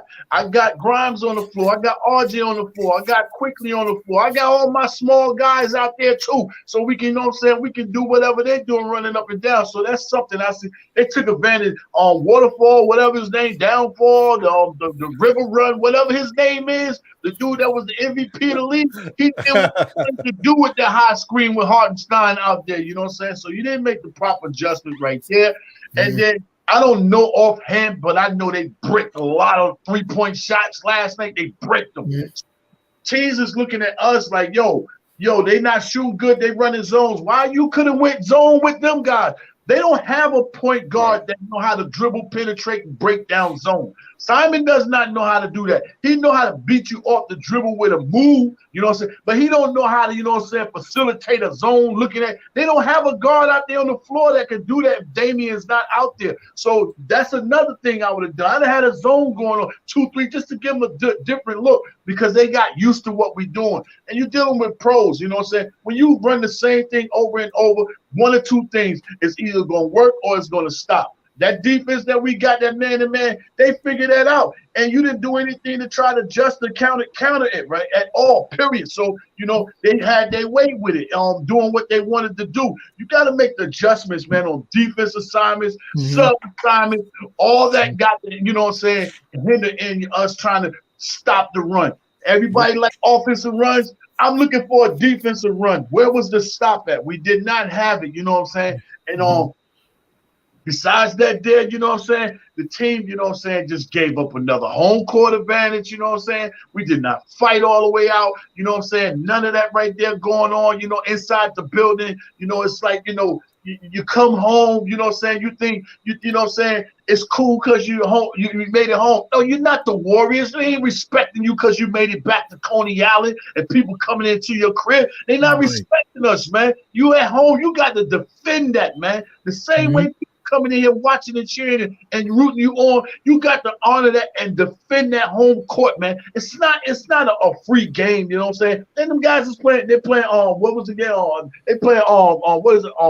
Utah. When man, they playing Utah out there, man. I get it, I'm going. You know what I'm saying? Ain't nothing being ran accordingly on the court, you know what I'm saying? But I can say this is the only thing I'm gonna say about the squad as far as patience, you know what I'm saying? In my vision, what I see, be patient and see if we can build the right pieces around Brunson. Be grateful that we got a point guard in. That is our highlight stat of the season right there. I want to see the offense, and can the offense, I don't know if they can, but I want to see this team built around Brunson, just like I say it all the time, like Van Fleet. I don't care if Van Fleet can, you know what I'm saying, if his long distance shot is a little bit better than Brunson, but what Brunson does in valuable situations to me is better than what Fleet does in valuable situations. Time in buckets, you know, time in plays. Timing, you know what I'm saying, defensive stops, timing things he does. I see Van Fleet, he puts it pretty much on his other players to do those type situations and timely moments. He can make a big shot, but Brunson can also too, whether it's from the tray or getting into the paint. Build around this guy, you know what I'm saying, that we got on our team, man. Everything else, you know what I'm saying, I can be done with it. I can be done with everything else. Cam, I'm keeping him. When Cam come back and gets healthy, I want to see Cam and Grimes in the starting lineup. RJ, put him to the bench. I don't want to hear about the money he made because that money he just got signed for, he's not making that money this year. So he's making the type money with his butt and come off the bench. Learn how to be a Ginobili or something like that. Ginobili ain't never cried about being a starter. Ginobili just came out there and put that work in on anybody. They take RJ out the game. He's the first person to come out the game so he can come in and be a scorer with the second unit. Why are you trying to score inside the first unit when you know you get ready to, you know, take over the game with the second unit? So if you're already making dibs on him working with the second unit, put him on the bench and let him come with the second unit. Grimes is starting to get back healthy. He's starting to get his feet up on him. He's getting his legs up on him. He's getting everything, you know, he's formatted. His game is starting to round off into up and down basketball. He wasn't in game time shape. He's getting there. And Cam, I don't want to take the foot off the gas, you know what I'm saying, when Cam come back, because what he was doing was well appreciated and should have been documented. When he come back, he should continue on having that three. But now, Grimes, when you go to practice the next day of practice, guess what? You know, I'm strapping up. I'm in your face, RJ, because you in my way. And I believe I can take that from you. And I'm going to do it in front of everybody here at practice, because I know everybody here. The coaching staff is here. Leon is here. The office is here. James Dolan might be here. So I'm going to take advantage and bust you inside practice. That's how it should be done, man. This shirt's a skin. You ain't putting on, you need to have skins and develop on how to get a shirt, man. Everybody don't need that New York Knicks jersey. I say it all the time. The name on the front, that's sold on. The name on the back, that's an iron on. We can take them jerseys off anytime, you know what I'm saying, and get you up out of here. That's why when I buy my jersey, it will never have them guys' name on it. I put J Boogie on the back, and that's sold on. They ain't iron on. I hear that, J Boogie. That's a fact. Big time facts, true. Let me just mention a couple things real quick and then get to UG Money. Your thoughts on what's going on. Shout out to Silk Sutton in the building. That name is Silky. Appreciate you. He said, hey, Ron, example of JR stupidity, hits game time, 3 comes down, game tied, 15 seconds on the clock, throws up a 3 instead of getting into the paint. Hashtag trade Randle. Hey man, listen, you may be onto something there, brother. You may be onto, but listen, that goes to the basketball IQ of a lot of players on this team. It's something that we definitely do have to deal with. It's just you don't understand it. It doesn't make sense, and you definitely can't do that down the stretch of games. Like you got to find that happy medium. Like you want Brunson to be the guy, and he's been the guy. There's been moments where I've seen Julius wanting the ball, and Brunson's like, nope. I'm calling my own number right here, and Julius got to watch. You don't want too much of it because sometimes, you know, Brunson is, regardless of how good he is, he's still a 6'2" guy. The defense is keying on him, and, you know, you don't want to force the issue. But when you don't have a lot of options, this is what you deal with. But shout out to Brunson because no matter what, he's been great. So shout out to that. Also, Parrish Duggar, thank you for the generous super chat. He said, I can't with Tibbs, Randle, RJ for the same old. Yeah, listen, man, this is gonna be tough, man. This is still, guys. We haven't even hit the 20 game mark. We're not even a quarter in the season. You're right, man. And the bad thing about us not hitting the 20 game mark, and all this is going on, we still in the middle of the pack of everything. Crazy, right? Like right Crazy. now, we be in, you know what I'm saying, in playoff form. You know what I'm saying? That's the bad thing about it. that's it's nuts. All right, so before I get to Gideon, I just want to put this up here because I'm still gonna be rocking for a little bit, but I don't have much time. I got to worry about the missus and see how she's doing and get over there and spend some time with her. Get my son over there to her as well, man. Family. Let me see here. Let's share this again. Sorry, guys. Put this back up there so you guys can get a good look at it. All right. So, guys, I'll blow it up real quick so I can just go over this. First off, as you guys can see, obviously the score, but rebounding. Knicks lost the rebounding edge to Portland 47-44. We lost the rebounding edge to Portland, who had a small forward who got 19 rebounds on us. How tall do you guys think Josh Hart is? Oh, no, I'm not even going to let you guess. He's 6'4". He had 19 rebounds. Gee whiz. Oh, my goodness. And the only center was Nurk. This is crazy. Sorry, I'm losing it. I'm okay. I'm okay, guys. No, that's fine. Smash that like button. Anyway, all right. So assist. Knicks had 27 to Portland's 24. Steals. Knicks had 7 to Portland's 3. Blocks. Knicks had 5 to Portland's 3. Turnovers. Knicks had 10 turnovers to Portland's 12. This is actually a very good assist to turnover ratio for both teams. Fantastic for the Knicks. 27-10. Okay. You got, like I said, we point out the good with the bad. The bad is there, but the good is there too. Because sometimes you see it. Field goal percentage. Knicks shot 43%, 43.8. That's but look at Portland, 49.4. That's not good, guys. You got to do better. 3-point percentage. This is actually good for the Knicks. 31.7. It's better than us hitting our 27 mark. Portland shot 31%. I saw something on the internet somewhere, and I'm not dismissing it, but I just think it's a silly stat. Don't tell me the Knicks shot better from 3 and still lost the game. We're talking 31.7 to 31.3. Really? Come on, guys. 0.4 better. We can't do that. We can't do that. Better battle in and out.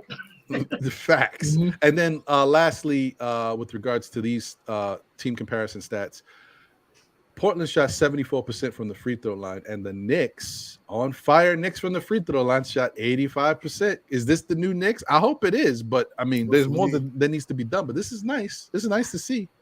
Also, too, this would have been, I think, the 8th or 9th team this year that would have shot 50% on us this year. So that's half the games, bro. Definitely not a good thing. And then lastly, real quick, points in the paint. Knicks shot 64. Had 64 points in the paint compared to Portland's 50. We like to see that ratio and like to get our points in the paint. Second chance points 23-17. Fast break points 10-9. Honestly, guys, when you look at this, the big number here is the fact that they shot so well from the field. You lose games when you allow a team to shoot 50%. Absolutely. But with all that being said, the Knicks still had a very good chance and should have won this basketball game. We fumbled it at the end. We fumbled it at the end, and unfortunately, that's what happens. Let's see. Okay, I think that was it. And I see there's a super chat I'll get to in a little bit. But Gideon, the floor is yours, brother. What did you think about the game? What did you want to talk about? Hey, what's shaking and baking, Cool Cast? What's going on? What's happening, brother? Well, Jeremy Grant was shaking and baking in MSG, and it was a Simon sizzling in MSG. I like that. Simon sizzling last night, and the Grant He was a giant out there. The only positives, I thought Jalen Brunson. It was a Brunson burner out there. He was going to the basket, but his floater game was working. He was trying everything he could in that game, though. I know defensively he's not a good defender, but Brunson offensively is a pretty good offensive player that can hit the mid range and can hit the three when he wants to. He did everything he could. RJ Barrett continues to struggle, missing layups willy-nilly, man, jacking up threes, 1 of 7 from 3. I don't understand it. He has worked on his free throws, but my issue with Barrett needs to know how to use his size. Barrett needs to know how to use his size and make layups, though. And even Randle had 23 points, but Randle was too perimeter-oriented. I'm sorry. He forced too many bad shots. Remember that 3 when New York and Portland were even, Steven, at 119? And early overtime, that was just stupidity and wrong. Like, dude, you back the player down, man. You don't need to jack up a trifecta. Another issue is the foul calls. Yes, I know the referees were bad, but you know me, I don't blame referees for losses. I've watched games in which teams were getting screwed over by officiating, but the other team found a way to get it done. I'm sorry, man. Another thing too, even though the fact that we lost the rebounding battle to Portland by 3 is ridiculous, though, especially when Josh Hart, man, he looked like the Incredible Hulk out there on the rebounding. 19 boards out there, man, for a 6'4". I mean, he's a good rebounder, but but not 19 rebounds. Not 19 boards. He's not crazy. Not that good. Right. And also, even Nurkic, he took Mitch's lunch money in overtime, really more in the second half. Posted up in the block, stretching out from 3. It was ridiculous. The only positives was that I thought Grimes played well with his energy, passing the ball, playing good defense. I thought Brunson played his heart out. Didn't play good defensively, but offensively, he was keeping the ship on water, going to the baskets. Floater game was working. And even Jericho Sims played pretty hard himself. So that's the thing there. So that's the thing that kills me. And like you said, like what someone says about Tom Thibodeau, you gotta use the proper rotation sometimes. So I don't understand it though. This is a horrible loss. I know we didn't have Rose, Reddish out there, but the Blazers didn't have Dame. So it's like it's kind of a horrible loss because you're up by 14 at home. To me, we lost the game at the end of the first half. You had a 14-point lead. You were sharing the ball early. We cut into the basket, and then after that, you just want to shoot threes. I mean, 41 threes attempted. That's just too much, man. Hey, man, listen, hey, you said it all, G Money. I mean, there's nothing I can say about that. I agree with you 100% on everything you said. All that stuff is bad. Julius not making the right decision. The tie game, jacking up a 3. Like, what are we doing, man? We're just not playing smart basketball. I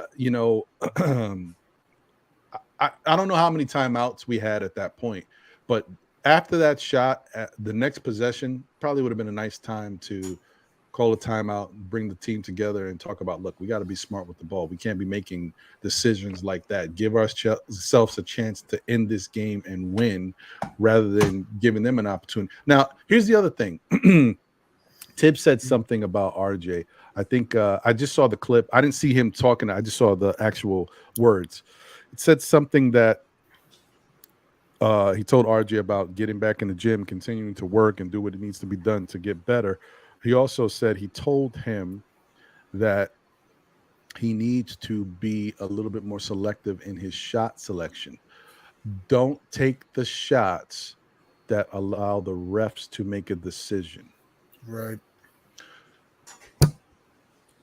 So what you're saying is the inside shots, the physical contact shots, don't take those and continue to jack shots from the perimeter that he's been missing consistently all year. It's just stupid and wrong. You're RJ. I mean, I don't know. Am I reading that wrong? Because that's how it sounds to me. It's like, what else is there? That's the shot. It's either RJ takes a 3 or he goes into the lane. So I'm confused. He needs a mid-range. RJ needs a mid-range shot at least. He needs a mid-range. RJ definitely needs a mid-range shot. You ain't lying. Shout out to Cam from the Kickback is in the building. Salute. Good to see you, Cam. He said, "What's good, Knicks fans? We still out here despite the tough loss. Not great shots in OT. Jalen did his part, but Grant and Simons was cooking us. Needed Cam at the least. I think Cam definitely Cam would would have have made a been nice difference. to have. Yes, Cam he would have made a Cam nice would've turned difference it a last little night. bit, though. And you could have even put Cam on Grant, and I think that would have slowed him down a little bit. You know, maybe the defense would have been better. He wouldn't have been lazy and just giving up fouls. Make Grant work for his shots. You know, we got 75 people watching. I don't know how many likes. Let's see. We got 40 likes, guys. Hit them that like button. Show your love, man. Appreciate it. We got a great panel. Sam Grandison's here. D's World of Hoops is here. G Money's in the building. And we got J Boogie. Come on, y'all. You see what we got here? Let's go. And then let me just get to this very, very generous super chat. Send 1129 Steve Berner in the building. Salute. Appreciate you. Thank you for being here. Very nice donation. If you've been here before, thank you for returning. If not, if this is your first time, welcome. Hopefully you enjoy the content. Thank you for this very generous super chat. He said Randle has an IQ tied 119. He chucks up a three with 19 seconds on the clock. Second, RJ is now in his own way. The Knicks' problem is we've overvalued them. They're good, not great, but Tibbs doesn't know how to maximize the talent. Hey, that's 100% facts, bro. 100% facts. I don't know. Can't say it any better. I thank you. Thank you so much for saying that. Thank you so much for the generous super chat. Listen, man, these Knicks, what I want, I'm some people say I miss the positive sometimes, you know. I'm always trying to see the silver lining in things. You got your ways. I do have my ways. This is still our team, right? We still love them because we're Knicks fans. I've been through so much in life, and I've witnessed so many bad things happen to my sports teams and franchises, and I stay rocking with them because I love, as Jay Boogie says, I love the name on the front. And, you know, look, I told you, I said this before, I hate to keep doing it. I hate to keep getting on these guys. It's not fair to them. It's not their fault. I hate to keep saying it. But if I sat through the Cle Anthony early days, I can get through this, but I need us to start moving in the right direction. I need some smart person out there in this Knicks organization, whether it's James Dolan or somebody who advises James Dolan to say, look, I like the fact that you stayed away from this team. I like the fact that you're allowing things to happen. You're trying to see it play out. But we've had some time. It's played out. It's time to make a change. That's all you got to do. Sometimes things don't work. You make a choice. It don't always work. I know you got a CAA connection. I know it's not that easy to just move on from the CAA like that. Okay, so you get rid of Tibbs. He's the first domino. That lets the CAA connection know, listen, you guys are on notice. This is not working, and you're next to go if something doesn't change. I give you a little shot between now and the offseason to figure out how to right the ship. Tibbs goes first, and then if I don't like the product, I don't like what you're doing, then in the offseason, I got to get rid of you too, and I'll just start fresh. But what I don't want to do, and I said this before, guys, this is what I want every Knicks fan to understand. Not just my opinion. You don't want this Knicks front office to poison the well anymore. You don't want them making moves. I don't want them trading quickly and OB and figuring out how to change up the roster. I don't trust them. I don't trust their development. I don't trust their choices. I don't trust their drafting. I rather we play out the season, get rid of Tibbs, get a little new energy going on here, see if the Knicks respond to it. See if they respond to one of these coaches on the bench while you're doing your search for a new coach. Then get to the offseason somehow. Stack your chips, make your calls, figure out, you know, the only one caveat to this that I will say, guys, that I'll break the mold for is if there's a chance that you can go get SGA at some point during the season, then I would say go get him. Because the Knicks, obviously, they don't do anything else. So go get the guy. And SGA, I think, warrants the fact that you can look at SGA and see Donovan Mitchell. That's Donovan Mitchell squared. He's the same guy. They play the same way. You see the comparison. So I would go get him. But yeah, that's what. Oh my goodness, that is what. That's two what. Yeah. Two things real quick. One, like, it's Iran. Like, that's how you know, because you are full of optimism, and I think you with too much optimism, and even you got one foot on pulling the detonator to go ahead and blow this up, because when you see beyond the numbers and the flat stats and you see what's going on, internal workings, how the signings have gone, free agency, front office, salary cap, players, pecking order, draft picks, but it's not a very good product. It really isn't, man. It really isn't. Like there's a lot going on right now with this team that we feel positive because of the fact that we know the good thing. Look, let's talk about the real good things real quick. Okay. One, we've got some good draft capital that they have built up. And shout out to, even though he was the scapegoat for a lot going on here, shout out to Steve Mills and Scott Perry, I'm sorry, for their time together, because Steve Mills kind of started this whole, draft capital thing, and Leon Rose took it, and then he's added to it. But shout out to Steve Mills for kind of getting some of it kicked off, right? So we've got some draft capital. We definitely also have some youth on the team. Whether it's the right youth, don't know. We still got to work towards that to see if these guys should stay here. I said this before the season started, and others have echoed the sentiments. This is a make or break year. Okay. Unfortunately, the Knicks already jumped out the window and messed up part of the make or break thing. RJ Barrett, this was a make or break year for him as well. They messed up by giving him the money early. They should not have done that. But they put themselves in that position when you don't pull a trigger, when you dangle somebody's name, the face of your franchise, and put them out there in a trade for Donovan Mitchell, and then you don't execute the trade, then you're like left holding the bag, and so you feel like, oh, we got to pay. I think it was partially, I said this before, I'm just going to say it one last time. It was partially they were trying to save face to RJ. Look, we did this. We're not making that move. Here's the money, because, we feel we can build with you. We appreciate you. Two, and that's where you lost me at, Leon Rose. Yeah, that was a problem. Where you lost me at. When you say you're willing to trade this young thoroughbred and you don't trade him, and then you come back and give him some money, that's where you lost me at. When you come back, no, you're still on the trading block. I'm not giving you no money. You better play your butt off so you can prove that you need that money for where I'm going to send you at. That's where Leon got me at, man. So I don't even know if this guy is capable. And like you said, shout out to Mills, because Mills knew he was leaving, but Mills made sure he gave us a clean slate. He gave you cap space. He gave you draft picks. He laid it down for you. And then you came in and you blew all of it. You messed everything all the way up. Now we in a situation, got to figure out how to get up out of here. Now nobody wants these guys. I don't know if Grimes is all the way healthy. RJ's showing me he ain't got it, you know what I'm saying, for me to trade for him. You know what I'm saying? So now we ain't got nothing to make our move. We got to use our draft picks. We got to. Because these guys right here show that, I ain't got it. So far, bad. As you know what I'm saying, as D say, it ain't 20 games yet, man. These guys will show that I ain't got it. He ain't got to the pressure point yet. At all. You talking about you want to be an all-star. You got me saying all-star Barrett, pretty boy Keith Sweat. You got me saying that, man. Trying to help blow you out, man. I know, man. I don't want to kill him, bro. I don't want to kill him.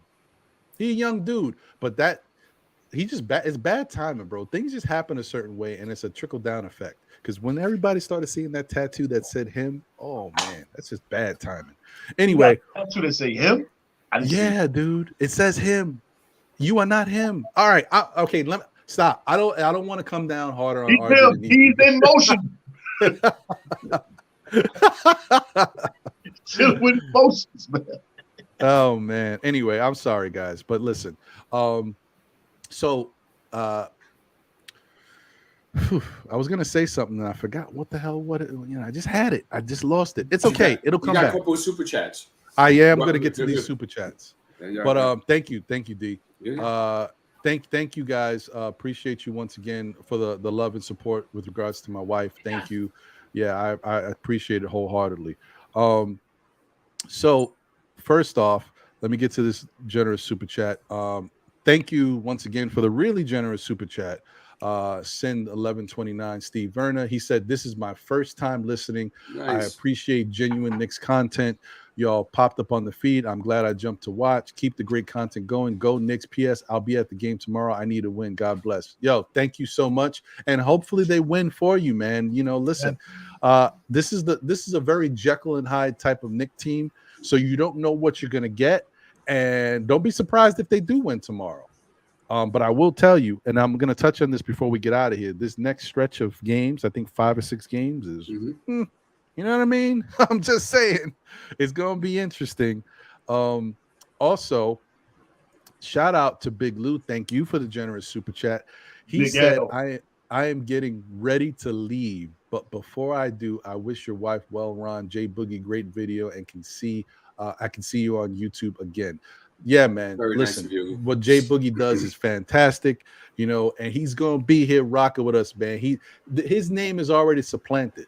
The issue is getting the exposure, people understanding the product that he's putting out that needs the eyes on it. Get him out. People already know him. He's known around the garden. There's no reason why that thing shouldn't be up on the jumbotron. You know what I mean? Like, let's get it together, man. If I can do whatever I can do to start putting the word out there more, like people know Jay Boogie. He's known already. Just get him up there. He puts up a definitely a good presentation of work, a definitely good product, and he salutes and bigs up the Knicks no matter what we got going on. He's a true supporter. So let's do that, man. And definitely real quick, just to answer that right there too. You know, that's the goal. But I'm gonna tell you, if it never happened, we did it together. All the times that I share the music, that's with us. You know what I'm saying? If it goes somewhere spectacular, that's great. You know what I'm saying? But long as it's right here, with this beside us, and it gives us entertainment and everything. You know what I'm saying? I'm good with that in my heart. Because me at 54, get ready to be double nickels. You know what I'm saying? I never thought that I'd be doing this, being on podcasts, being worldwide. You know what I'm saying? Across the social media and all that right there. I never thought. You know what I'm saying? So I'm always going to keep it, you know what I'm saying, underground with the family. I'm always going to do that. If I don't never get a contract, no nothing. And trust, I got a street album. You know what I'm saying? I got a street album already ready to go. Street, 11 tracks, street. But if it never happens, I'm okay. But more importantly, I just look around and look at all the beautiful people I met inside this, community, throughout all the podcasts, through all the chats, you know what I'm saying, through the games, you know what I'm saying, the loves, the hugs, you know what I'm saying. I can't say within this Knick organization, this umbrella of the podcasts and chats, you know what I'm saying, I can't say I have Thanksgiving with y'all every day. And it's all about the family, the togetherness. Yeah, man, definitely. We appreciate you, brother, wholeheartedly. And also thank you for the sentiments and shout outs for my wife. Appreciate that as well. So guys, before I get out of here, I want to kind of just get everybody's thoughts on these next 5 or 6 games that's about to happen. And also your thought, specifically also the next game up is against the Memphis Grizzlies. So just real quick, your thoughts on the next 5 or 6. I'll put them up on the screen, and then specifically we get into this Knicks versus Memphis Grizzlies, the revenge game. I love revenge games, and historically, because I feel like the Knicks always come out and put out a better product. But I don't know how comfortable I am saying that this time around. First off, so next up is the Memphis Grizzlies, right? Then you got the Detroit Pistons, which should be a win for the Knicks if we do what we got to do. But then again, I just saw them same Detroit Pistons beat the Denver Nuggets, who are a better team than these Knicks. So with the Joker, that's facts. I don't get it, bro. It's crazy. So Memphis, then we got Detroit, then we got Milwaukee. Milwaukee's good win last night. Very strong win last night. Yeah. I think Milwaukee's got that eye of the tiger is not quite there yet. It's kind of calmed down a little bit. They're still a better team than us and can beat us easily. But you never know. Gotta try.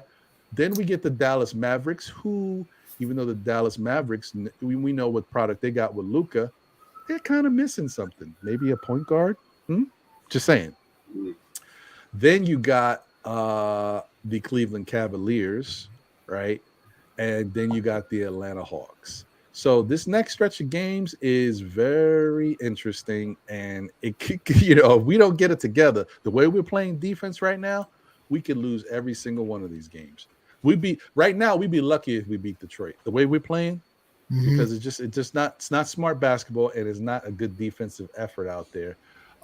Not good defensive schematics either. The scheme is not good for what we're trying to do out there with the personnel that we got. So, guys, what do you think about these next 6 games? And then specifically, you can talk about the matchup between the Knicks and Memphis next. Let me start with, let's go with G Money. What's your thoughts, brother? All right. If I had to be a little realistic looking at the schedule, I don't think we beat Memphis tomorrow. It will be competitive, but consider the fact that they also beat us last time without Dylan Brooks as a key player for that team. So I don't think we beat Memphis tomorrow. I do think we'll beat Detroit. We beat them 10 straight games in a row. We've owned them. I think we'll beat Detroit, but who knows? Don't be surprised that game is close, though, because even though the Pistons stink, they do fight. Milwaukee. I understand the Bucks can be streaky, but like you said, Ron, they're just a better team. They're more complete. They're better defensively. They're a better three-point shooter team. I don't think we beat the Bucks. The Mavs. I'm 50-50 on the Mavs game. They don't have much of a point guard. Their shooting us come and go sometimes. But at the same time, who knows what can happen? It could be a Tim Hardaway game that night. He can get hot that night. Luka might go off that night. I'm 50-50 about that. I'm leaning towards more of a loss. Then we got the Cavs. Spider Mitchell looking to put up a show. He looks to put up a show in MSG. Who knows? It could be Darius Garland's game to perform. Don't forget, Kevin Love burns the Knicks sometimes, K-Love. So, I don't know, man. And then the Hawks. The Hawks. Let's see. Bro, I ain't gonna lie. I never want to hear that again. I'm not gonna lie. No, you're killing me, yo, G. And then you had the Hawks, Ice Tray, back at the Big Apple. Last time, DeJounte Murray pretty much toyed with us in MSG, had 36 points, multiple steals that night. If I had to be realistic, I'm going to say, since it's 6 games, I got to be a realistic fan. I'm going to say either 1-5 or 2-4, one of those. I think we'll beat Detroit. But the other games, I'm not that confident on. I'm going to lean towards 1-5. I had to be honest. I hear you. Wow, 1 out of 5. Yeah. Mm-hmm. Okay. Listen, anything can happen, and I'm going to tell you something. Doesn't matter if will it happen. Of course. No. I'm saying like anything can happen. Meaning like, I think that the Knicks always got a shot, but I think 1-5 looks very reasonable in my eyes. At the way this team, the product is out there, the way they're playing, you can't really look at it any other way. You can hope that they play better than what you've seen, but the proof is in the pudding. It's not looking good. Hey, I respect those takes, but it sounded like that Hawk was getting buckshot. I ain't gonna lie. That Hawk sounded like a crow. Yeah. I don't know. The Atlanta Crows. It was tough out there. Sam, being that you spoke up, what's your thoughts on these next 6 games? All right. So with the Memphis game, I think a key player that we're actually not talking about who's back at full strength now is Jaren Jackson Jr., who was not available last time we played. And we know the Jaren Jackson Jr. loves to go versus and he loves to go off. So like Mitch Robinson. Yeah, so I'm if they've got a full strength with Jackson Jr. back, I think that's going to be a very tough game to win. The Pistons game, even the Pistons game, like we were saying, if this defense is this bad, anybody could go off on the Knicks. So hopefully they get the defensive woes around. Because, I mean, it's – oh, gosh. Yeah.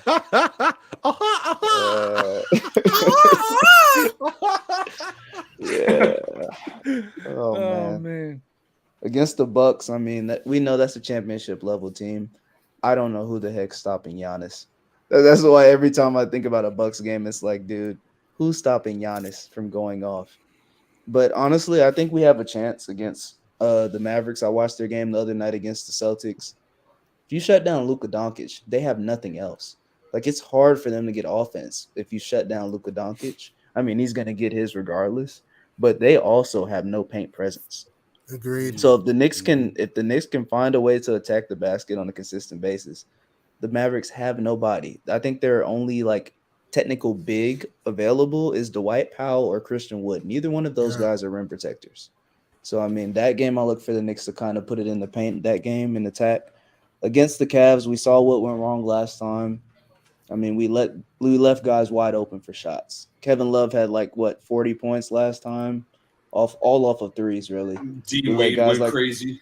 Yeah, we let D Wade, we let the fake D Wade go off. Yeah. We let Shetty Osman have a career night. Like guys like that can't go off on the Knicks. Like we know it's same thing with the Mavericks. We know Donovan Mitchell's gonna get his. He's gonna have 30. But the problem also now with the Cavs game is that you have Garland back too. So so it's gonna be tough, And Kevin Love might have a big game too. Don't sleep on that. Yeah, so it's gonna be tough for that defense. I'd like to see that would be a game right there where I'd like to see more of Quickly and Grimes back there. If Cam's not back, please show me more Quickly and Grimes because RJ Barrett, I don't want to see him on either one of those guys at all. And then the Hawks game, I mean, they've been playing pretty well lately, but they also did just lose to that Rockets team. So I think that you're gonna see a more hungry Hawks team. But it looks like Jonte Murray and Trae Young are still doing their thing. I think there's more so them relying more on John Collins to get some type of effort out there. But the Hawks team, they've been looking pretty good so far. So, I mean, it'll be interesting. I mean, the team has to play defense. That's really where it starts for us. Defense and then shot selection. Shot selection is terrible. Hopefully that can get better. But you see guys without having Mitch out there most of the time, and if Sims is out there in his 5 minutes or whatever he gets, there's no paint protection. Like I could have swore people told me before the season that iHeart was like a rim protector. I've yet to see it. I mean, he gets a couple of blocks, but outside of that, guys, the paint's free. Agreed. Oh, he's soft down there. That's what I'm saying. He's slow. iHeart slow sometimes. So the paint's free, and I mean, if I'm telling you right now, D, if he's dealing with that Achilles injury, somebody on the medical staff needs to be fired because that makes no sense. A guy with an Achilles injury should not even be suited up. He should not be able to even get to the shoot around. I don't understand that. So, I mean, we'll hope for the best. Hopefully, the team can at least go 500 on that. But, I mean, it's looking like it's going to be tough games, game and night.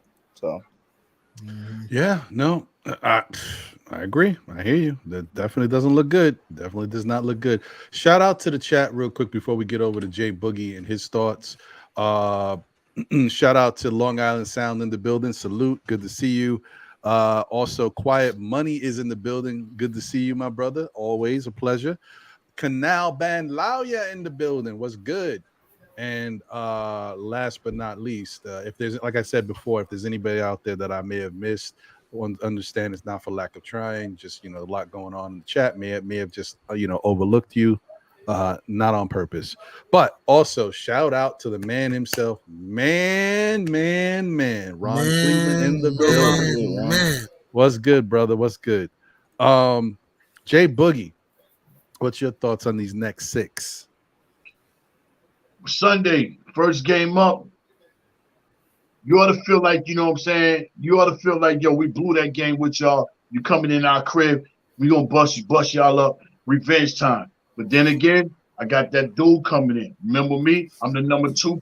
I know y'all was here. Matter of fact, RJ, you ain't got that money yet. I got money. I got paid. You need to hold something? He coming in. It's showtime. We ain't got nobody for him in that high pick and roll. We ain't got nothing for him to stop and jive doing what he want to do. And you already said, it ain't the Jackson 5. There's so many other Jackson. That Jackson is backing over there. Then they got the other dude. I can't think of his name. The bully guy on their team. He's going to rough RJ up. Aquaman, Steven Adams. You talking about Derrick Brooks too, though. I'm talking about Brooks. Shut up, RJ. Shut up. So he going to rough them up.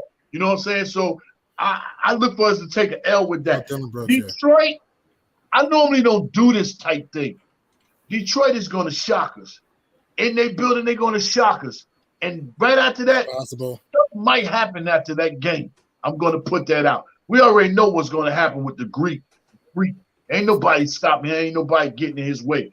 Luka, Dallas, I got us winning that game. You should want to win. You know what I'm saying? Right now, I think we got the 13th pick. They ain't even top 10 protected right now. You should want to help yourself. You know what I'm saying? And then you got the Cleveland Cavaliers. You know what time it is. Guess what? He's going to drop 50 in the building. And when he dropped this, he's going to be looking all in the crowd, looking around. And when he's looking at the crowds, giving us that look like, y'all know I should be here, I want everybody to start yelling, "Fire Leon." That's what I want to hear, because he's getting ready to put up a show up in the building. And then you got the Atlanta milkshakes or whatever them guys is right there. You know what I'm saying? We always have a tug of war with them guys. That game can go either or. But actually, I got us going 2-4 of our next 6 games, man. I got us winning 2 games. I know what games we're not going to win, but I'm going to give us a chance with Dallas and Atlanta. That's where I'm at with that right there, man. Well, before you continue, every team has a chance to win every given night. Every team has a chance, because that's when the games have to be played. If you didn't have a chance, the game should be canceled. But when the game is played, every team has a chance, you know? Yeah. Listen, I like what Jay Boogie. Look, I'll be happy if they go 2-4, because I'm not confident.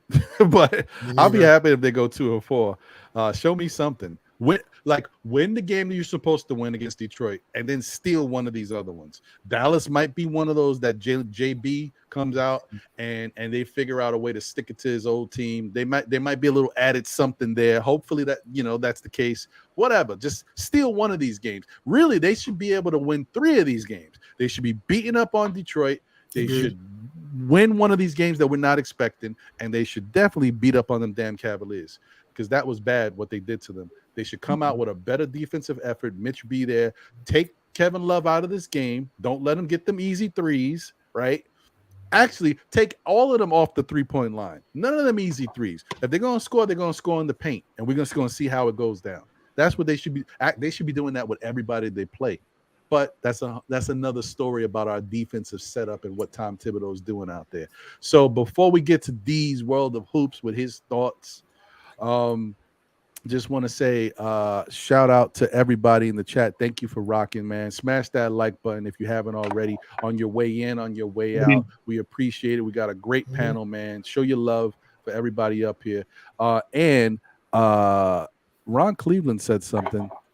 He was talking to Long Island Sound, but this is something for everybody, bro. When you're asleep at the wheel, it's just a matter of time before you crash. That is 100% facts. Agreed. It's 100% facts. So D, your thoughts on these next 6 games, and obviously, you do it how you do it, however you want to bring it home. No doubt. Did you get another super chat? Did I? I don't think I see it on there. I'm so confused. Because I see it on there. I don't know if it. I think it might just still be lingering, or I'm confused. I mean, if I'm wrong, hold on, because I can't.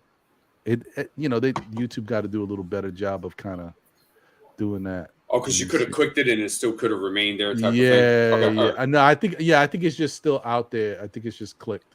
You know what I mean? So sorry. Yeah, I mean, I saw that again, and I was like, "Yo, man, but check that." But anyway, okay. I think the game at Memphis is very important for the energy and the mind state and the emotional state of this team, because that Detroit and Milwaukee game is a back-to-back. And if they somehow lose that game to Memphis, I wonder how their energy would be as a team, mentally, emotionally, spiritually, all that, going into that back-to-back. That's what. So I think that's very interesting. Concerning Dallas, for some reason, we've had Dallas's number. And there's no way that I could explain to you how that is. But would it be good for Dallas to beat us, because then we could still have a good shot at that draft pick coming this year that will expire if it doesn't translate. 1 and 2, Dallas can get a top 10 with that, which if I was them, that's what I would be doing.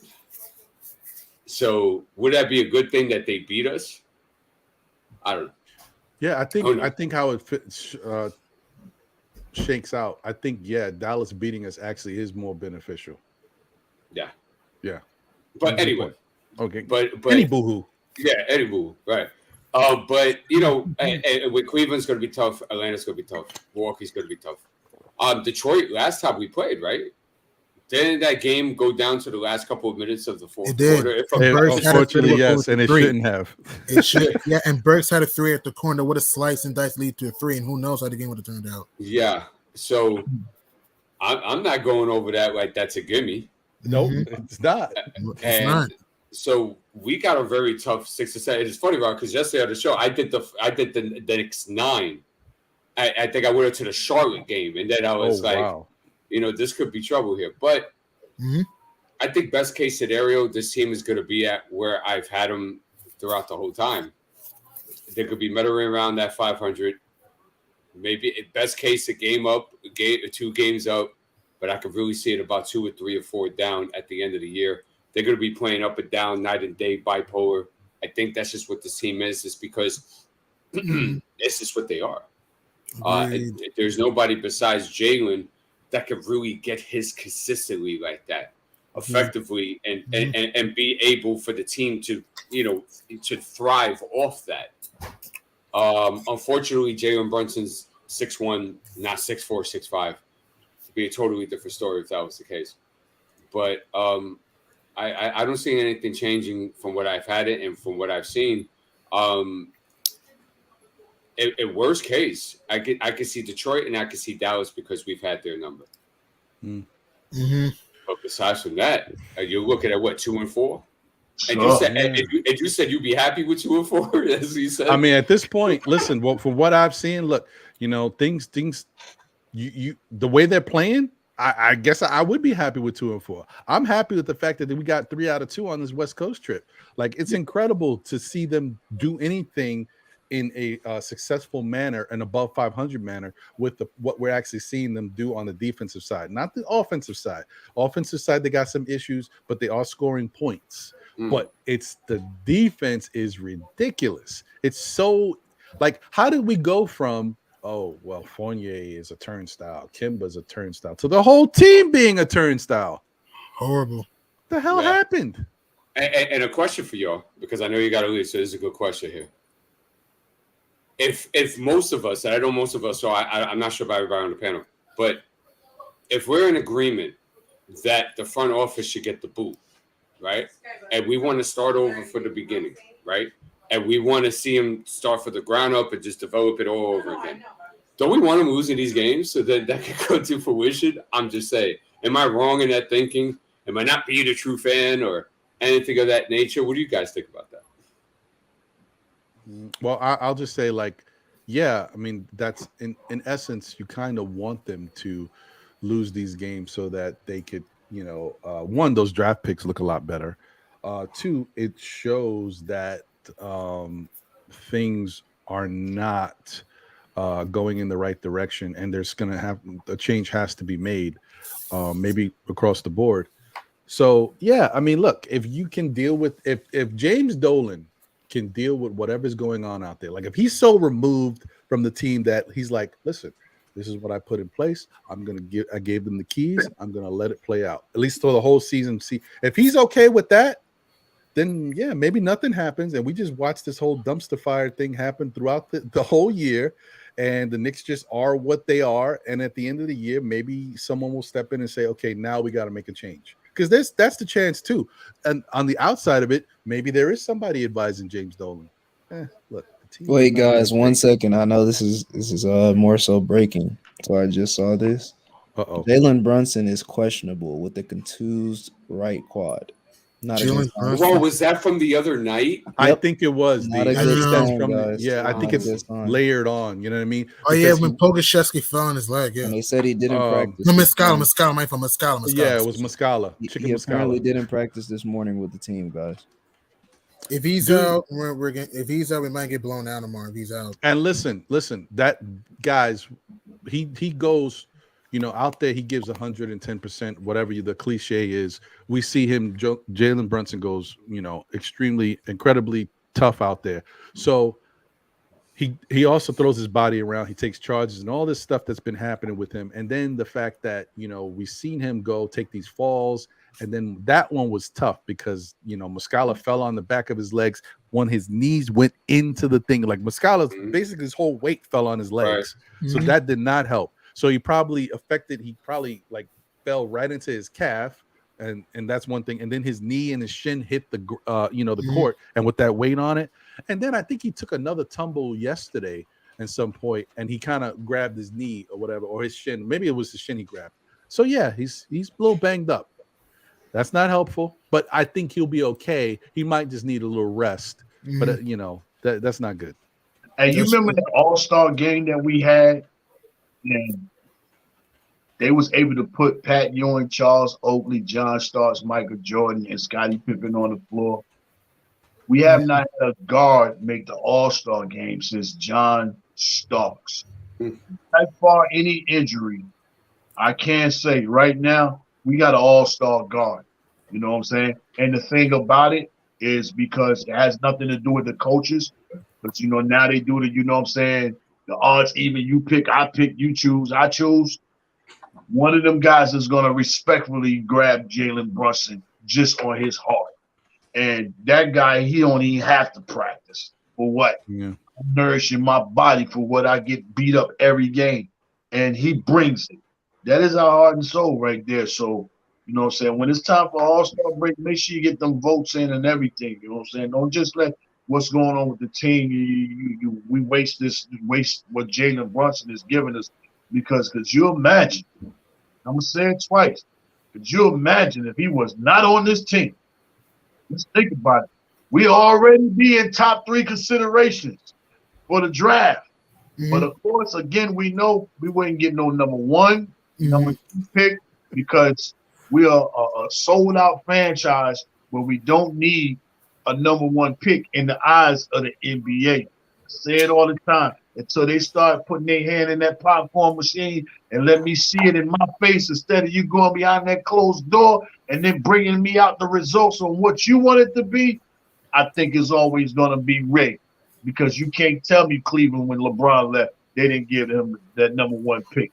You can't tell me when Anthony Davis left New Orleans, they didn't give him that number 1 pick. You know what I'm saying? When we had the most loss, everybody knew Zion. But no, hold up. Y'all don't need him. Y'all sold out all the time. Y'all don't need y'all great fans. But, man, we got us an all-star player this year, man. Just to say, guys, this is the last thing I'm going to say, and I'll get out the way. With this injury, it could be either, depending on the severity of it, it could be like a few days or 2 to 3 weeks. So hopefully it's not a severe contusion, because if it is, he could be out for 3 weeks. And if he's out for 3 weeks, he'll be dead. A few days, I think he may survive. But so back to the question though, where do we stand as a fandom here as far as do we cheer on the team and hope for the best and see what happens? Do we pray on the destruction so we can see better times possibly and see it start over? Do we wait for Tibbs to go out and bring in a new coach? As a fandom, where do we stand with that? And of course, it's going to be all different perspectives, but I think we do have to come to a general consensus because then we're not so damn divided. We're not arguing all the damn time about go this way, no, that player. So where do we stand with that? I mean, look, I think that we just have to watch how it all takes place and look at how the season plays out. I don't for me, it's not, I don't know, maybe I'm desensitized a little bit with my fandom. I'm a Giant fan. I'm a Knicks fan. I'm a Met fan. I've seen a lot of bad stuff. So I appreciate when I see a good product. And I kind of just okay, it is what it is with this team. That's kind of how I am. I'm not as overly passionate as some fans really get high and low with regards to their team. I'm not there. I'm somewhere in the middle, and it is what it is for me. But I know for other people, maybe there's better they can answer the question because it could be tough. This could be a real long season. I mean, look, Sam's already trying to cancel his subscription. I can't put my eyes through it anymore. Problem is, you got to cut that Fire Stick off. You're right. Right. So, yeah, I mean, that's interesting, D. I don't know, man. I don't know where we go with this. I think, honestly, if we were being smart, the way this team is going, I know there's some fans out there, especially the older fans. I'm a little older, but older than me, that just want to see the Knicks put together a championship team and win the ring. I don't care what happens the next 5-10 years. I just want to see the ring. I get that. But I don't think no matter what the Knicks do from now into the offseason that they're going to be able to put together anything to get them in contention this year, right? So we know that. Yeah. So you're thinking that maybe it would be best to say, well, is there anybody we could add to this team going forward that is a star? Could we get SGA? That's it. That's the only person I'm thinking, because nobody else, like, you're going to have to give up too much. And then what are you going to be left with, right? You go try to get Joel Embiid. Good luck. Good luck. Because I don't know how that's going to happen. Go get Anthony Davis so I can laugh at you. Go get Anthony Davis and bring him in here with his double-double, high 30 and 15, 18 rebounds. When he gets to the Knicks, he's always hurt. The dude can slip on a banana peel and be done for the season. I'm not Personally, for me, I don't want to assume injuries, because injuries can happen towards any player we get. You know what I mean? Because in today's game, a whole lot of guys are injury-prone in today's game. True. Yeah, of course. True. Even the star players, Steph Curry sometimes, Kawhi injury-prone, AD injury-prone, Joel Embiid injury-prone, LeBron's injury-prone now. Yeah. Yeah, you're right. I mean, but as a business, Gideon, you take that into account. Think about it in regular business world. You're trying to recruit a CEO for your business. Oh man, this guy John Black out there, I see, man, he's done some really good things. But there was also those 2 mergers that fell apart under his watch. That's like someone being injury prone. You got to look at it and say, I don't know. That's just his business. So Anthony Davis, for example, would be somebody I would not take another look at because of his history, and the Knicks need to move in a different direction. But my point is, a guy like SGA, regardless of what you're trying to do going forward, maybe he's someone you have to kind of stop your plans and say, let's get him in here no matter what, and then we go from there. Then we'll worry about it. Right. Yeah, then we worry about it later, because this team's got a lot of issues. But at least having a guy like that, you got – that's your RJ, what you wanted RJ to be, which you'll never be. But that's what you wanted RJ to be. You bring him in here finally, and we got one. Then we go from there. Then maybe we draft. At some point, the Knicks got to hit, right? We can't always draft the guy. We got to get one. At some point, it's mathematics, bro. It's percentages. It has to hit once. And this draft, man, every other day I'm seeing another guy, looking at like the highlights of these other guys. They're all going to be in this draft. The Knicks got to have a chance to get somebody. So let's just hope that they can do that. Anybody else want to jump in on what D said about our perception about what's going on with this team? Can we deal with what's happening? Are we okay? Are we expecting something? Should we be tanking? Well, what should we be looking for at this point? I just can't. Go ahead, G. No, you were talking. I'm sorry, you were talking. No, go ahead, G. I'll make this quick point.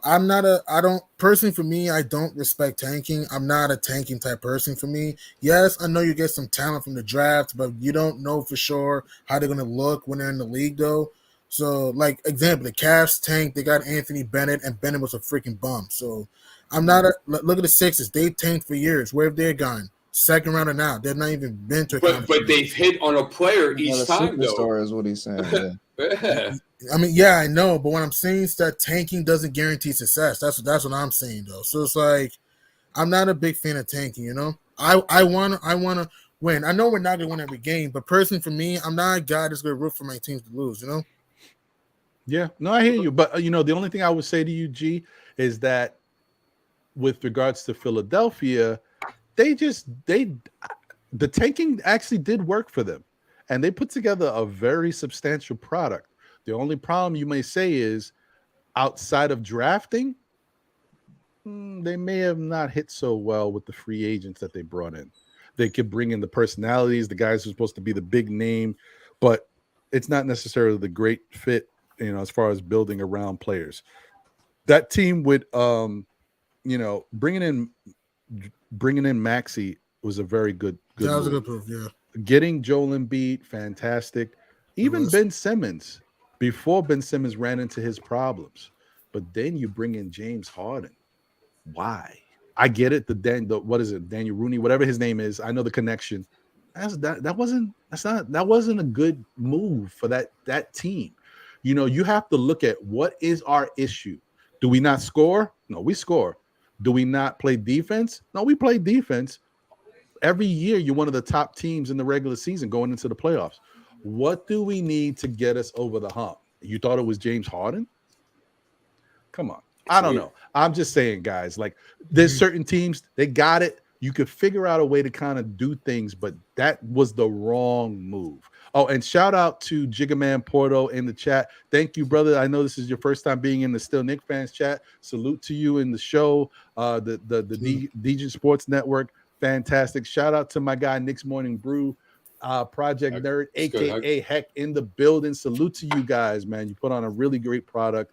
Yankees Morning Brew is fantastic. Knicks Morning Brew is fantastic. You guys getting great guests, and you're talking fantastic sport talk. So shout out to them. You guys haven't checked them out, definitely check out their product, man. Been fantastic. And I hope to be on the show. Hopefully, John and I can get on there at one point. We just got to make it work, timing-wise. But, yeah, man. So, guys, I don't know if there's anybody else who wants to weigh in on these questions. Jay Boogie, go ahead. Yeah, I just want me, as long as you give me a losing effort, I'm saying again, a losing effort. I can't stand games that we lose and we just, don't even care about the game. As long as you go out there on the court and you fight, you know what I'm saying? And, I can understand if you don't come out on the winning side. But I've never been the type guy that, come in like, I'm going out here to lose today. You know what I'm saying? I just go out there looking to find ways to better myself and everything. And that's what I think the players should do. Every day you wake up, you should try to find a way to better your game. You know what I'm saying? See what's different that you can bring into the team. You know what I'm saying? And when you bring it to the team, you bring it to the organization. When you bring it to the organization, you bring it to the fans. Me personally, you know what I mean? Hey, I just want the team to fight. Whatever happens. That's a hard for me to say type answer, for that right there. But I just want the team to fight and go out there and play hard. For the ones that spend their hard-earned money, you know what I'm saying, on the product that we have. And in the famous words of DSJ, my brother DSJ, we deserve better. He's been promoting that, real hard for the last 2 weeks, you know what I'm saying? And I'm starting to understand what he's saying when we deserve better. Why not us? Why can't we as the people, you know what I'm saying, have our team that we love so much be able to go out there on the floor and be a factor into the NBA? I'm talking about a real factor. So, whichever way it goes, I'm still going to be here as a fan with the Knicks and always, love being around the community of the Knicks, you know what I'm saying, which is y'all in the chat. But I would like to see the team go out and give effort on every single game, you know what I'm saying? Playing it like this game decides whether I'm going to be the 6th seed or the 7th, like that, I guess. You know what I'm saying? But I want to see the team fight, you know what I'm saying? Because Dolan got so much invested into this, you know what I'm saying? Y'all wasting this money, man. You wasting this money. That man can get everybody the money, you know what I'm saying? And he gets everybody, and it starts with the people he put in the office. And y'all guys just not treat his briefcase accordingly, man. You know what I'm saying? Fix and do what you need to do. Make the right decisions and pray that it happens in the right direction for the squad, man. As far as the draft and all that come, it's going to be tons of players. You know what I'm saying? I say it all the time. It's going to be guys from the range of 10 to 4 of the lottery. At least 2 of those guys are going to be better than at least 3 of those guys in that top 5. Every time it happens, you know what I'm saying? Every single time, it's a hit or miss situation, but you got to pick them and hope that player sticks, man. But everybody have a blissful weekend, have an enjoyable weekend, spend some time with your family. Maybe tomorrow, you know what I'm saying? If you ain't watching, whatever you're doing, maybe tomorrow your football team will win and our basketball team will win. And you know what I'm saying? Just be together with your family, man. But man, I just want to fight, man. Just fight, man. I hope I answer D's question the best, you know what I'm saying? There you go, bro. And just real quick to what Ron said about how his way, we all got different ways on how we do things and we present and bring it to the table of, you know what I'm saying, this right here. That's what makes us have great entertainment all the way across the board, you know what I'm saying? You got Sam, he's an intelligent, quiet type guy, but when he speaks, you know what I'm saying? You ain't heard it in a while, it stands out. Then you got G Money, the encyclopedia. I'm beyond the dictionary. Don't even touch me. When I come out here, I'm going to say something that you ain't never heard. And then you got D's balling, you know what I'm saying? And that's the Nas version of rewind. Nas did a record. He's probably the only guy that can do a rewind on a whole game and take it to the beginning of the game and start it over like we ain't never played. That's how in tune that he is and what he does. Appreciate then, that. you know, hey, without you making us believe that we still Knicks fans, you know what I'm saying? What are we gonna do, man? If I don't believe I'm a Knicks fan, man, I ain't gonna do nothing else, man. Through it all, man, Jay Boogie, no matter what happens, we still Knicks fans. Yep. Just real quick about my question. 2 solutions, guys. I really believe these are the 2 most logical solutions that we could do this. Destroy everything, start for the draft, 3 to 5 year plan, at least a 7 to 10 years of sustainable, championship contending.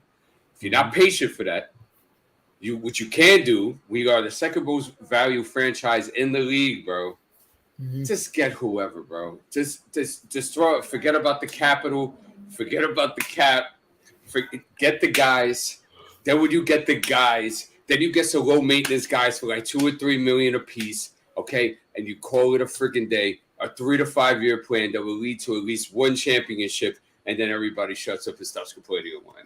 At least let's go. Jay, you heard him. Go Let's over go. the cap. Let's go one way or the other. All red. We in the red 17 million. Let's not For stay real. in freaking this purgatory that like D likes to call it. We are stuck somewhere in limbo. We in the twilight zone right now, somewhere in the middle, and we can't find ourselves. We stuck. Yeah, man, definitely. I agree with you, D. I agree with you. But Boogie said something very important. Here's the big thing, though, and I talk about this all the time on the show. Where is the elite energy and effort? That's all we really care about at the end of the day, bro. If you go ahead and put blood, sweat, and tears on that court on a night-to-night basis, and we know you had a full effort, even if you lost, we'll congratulate you and get you flowers and say, hey, we just got to work on these couple of things, but we can never question energy and effort. And that's the problem with this team right now. Inconsistent energy and effort is not elite enough. That's a fact. That's a fact. Shout out to I might have already said this, but if I did, just enjoy the shout out again. If not, then I'm glad I finally got to you. Shout out to Shaw Legacy. Appreciate you for tuning in. And also David in the chat. Appreciate you, David. Thank you for being here. Lastly, before I give my final acknowledgments and get up out of here, Silver Surfer, look, I will tell you that the way the Knicks are playing, technically there's no reason why Fournier shouldn't be out there in some capacity, because what's the difference? Right? He does play make sometimes. Fournier and sometimes he has defensive moments, G Money. Sometimes he gets a steal or does something, a little effort, maybe a little block, and I'm like, okay, dude, it doesn't even make a difference now. Nobody's playing good defense. I mean, not nobody. Cam was playing good D. Mitch has his very small moments lately, and Reddish. Deuce looked good for 12 minutes yesterday. Deuce too. Yes, Deuce he too. did. Yes, he did. Shout out to Deuce. Sims could defend too. Sims has his moments. So, but they're all far and few between. As the consistency of this Knicks team is lacking in all aspects of the game. So, my kind sir, Silver Surfer, I appreciate you, brother. But you know what's coming. For the fact that you bring it up, Fournier as a starter. I'm sorry, but I think you got to know the ledge. See if I know the ledge. Because I don't know on that one. I gotta give it to you. See if I know the ledge. 2 times, buddy. 2 times. Sorry, but it's okay. I'm with you that maybe he should be playing. He shouldn't be, not out there. So appreciate you, my brother. But thank you guys for tuning in as always. Another really good show. As you can see, I tried to wrap it up maybe an hour and a half to 2 hours. I couldn't do it, man. You guys, the talk was too good. The panel was dope. So thank you guys for being here and rocking with me. Thank you to all the best wishes for my wife. You know what? I normally don't make a big deal about it because she's like, when are you gonna get off? I'm like, all right, I'm almost done. But no, this time I'm gonna tell her, man. The chat came through.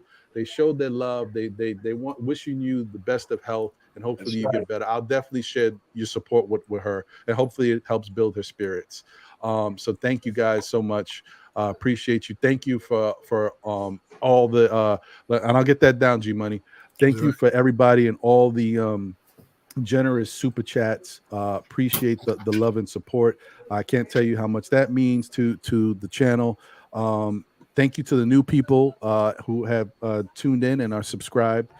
Thank you to guys. Hopefully you support this show going forward and support all the other shows in connection with the Knicks community. Like I said, the Degen Sports Network with the Knicks Morning Brew, the Yankees Morning Brew with Jigga Man Porto and Hack Project Nerd.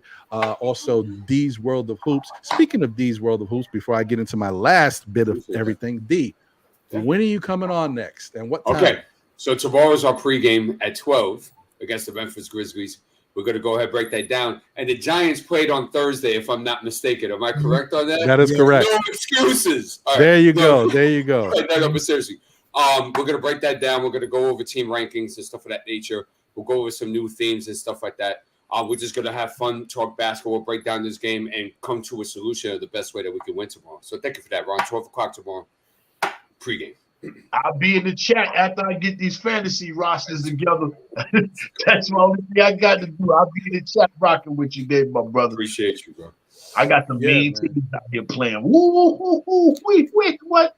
You want to know something about fantasy? Holla at your boy, man. Every year, man. Boy, man. Woo-wee. Yeah, listen, let me tell you something real funny before I say the last thing and get out of here and hit that button. I have been playing fantasy sports for 18 years. I even have my own baseball league that I've been doing for 15 or 16 years. Let me tell you, man, my first 6 years, I was killing it. Ever since then, no matter what I do, Jay Boogie, I cannot get it together. I'll be drafting these crazy teams, and in the end, I'm in like 8th place out of 10 teams. Like, it's always the same thing, right? So guess what happened? And this year in the football league, I was late to get to the draft. I was working and I missed the draft. My football team is one of the best football teams I ever drafted, and I didn't draft them. Oh, they had you is crazy, B. I'm in second place right now, and I'll probably after this week will be in first place. It's crazy. It's crazy. But anyway, and I've also put some pieces to it, but they laid the blueprint. The computer did their thing on this one. Shout out to the computer. That's how Sergeant Nick got in one of my leagues. That's how he got a nice team. He got the best record in that league. And that's how it happens, B. And shout out to Eddie F. Eddie F.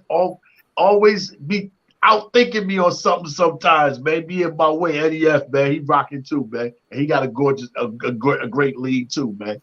Dope. And I know he did. All right. Well, guys, thank you for being here. Shout out to all of y'all in the chat. Once again, shout out to my great panel, G Money in the building, Jay Boogie here, Sam Grandison, D's World of Hoops. Fantastic conversation today, guys. Appreciate all of y'all. Shout out to Jay Boogie once again for his video, The Biggest. If y'all guys haven't seen it, you could definitely watch the beginning of the show. And you see that, it's a fantastic video. It's shot dope. He gets a great shout out at the beginning from Rebecca Harlow. A little selfish plug there, Hey, real quick, when I saw her coming through, I said, yo, RB, what's up? She was like, hey, yo, I know you from Atlanta, right? I'm like, no, I'm not from Atlanta, but that's where we met. And she was like, what's up? Because she knew me from then, you know what I'm saying? That right. We talked. I got her, shout me out something, you know what I'm saying, back then last year. But she was like, I'm waiting. I'm like, I told her what was going on. She was like, all right, well, I got you. Let me go ahead and do what I got to do, man. So shout out to Rebecca Harlow, you know what I'm saying? For being able to give me that moment right there, man. Because you know how that great song says at the end of the NCAA tournament, you only get one shining moment to reach for the star. And she helped me out right there, man. Moment. Yep. That's facts. That's facts, man. Thank you to her for shouting you out and supporting. And obviously thank you to you for putting together another good video. Man, we'll just keep watching and seeing what you do next, brother. But we're gonna keep supporting this. This thing needs to keep growing. So definitely, everybody. This has been great. As I always say, tell a friend who tells a friend who tells another friend. Still, Knick fans. We'll be back again. Check us out on Monday, SKF Weekly at 9 p.m.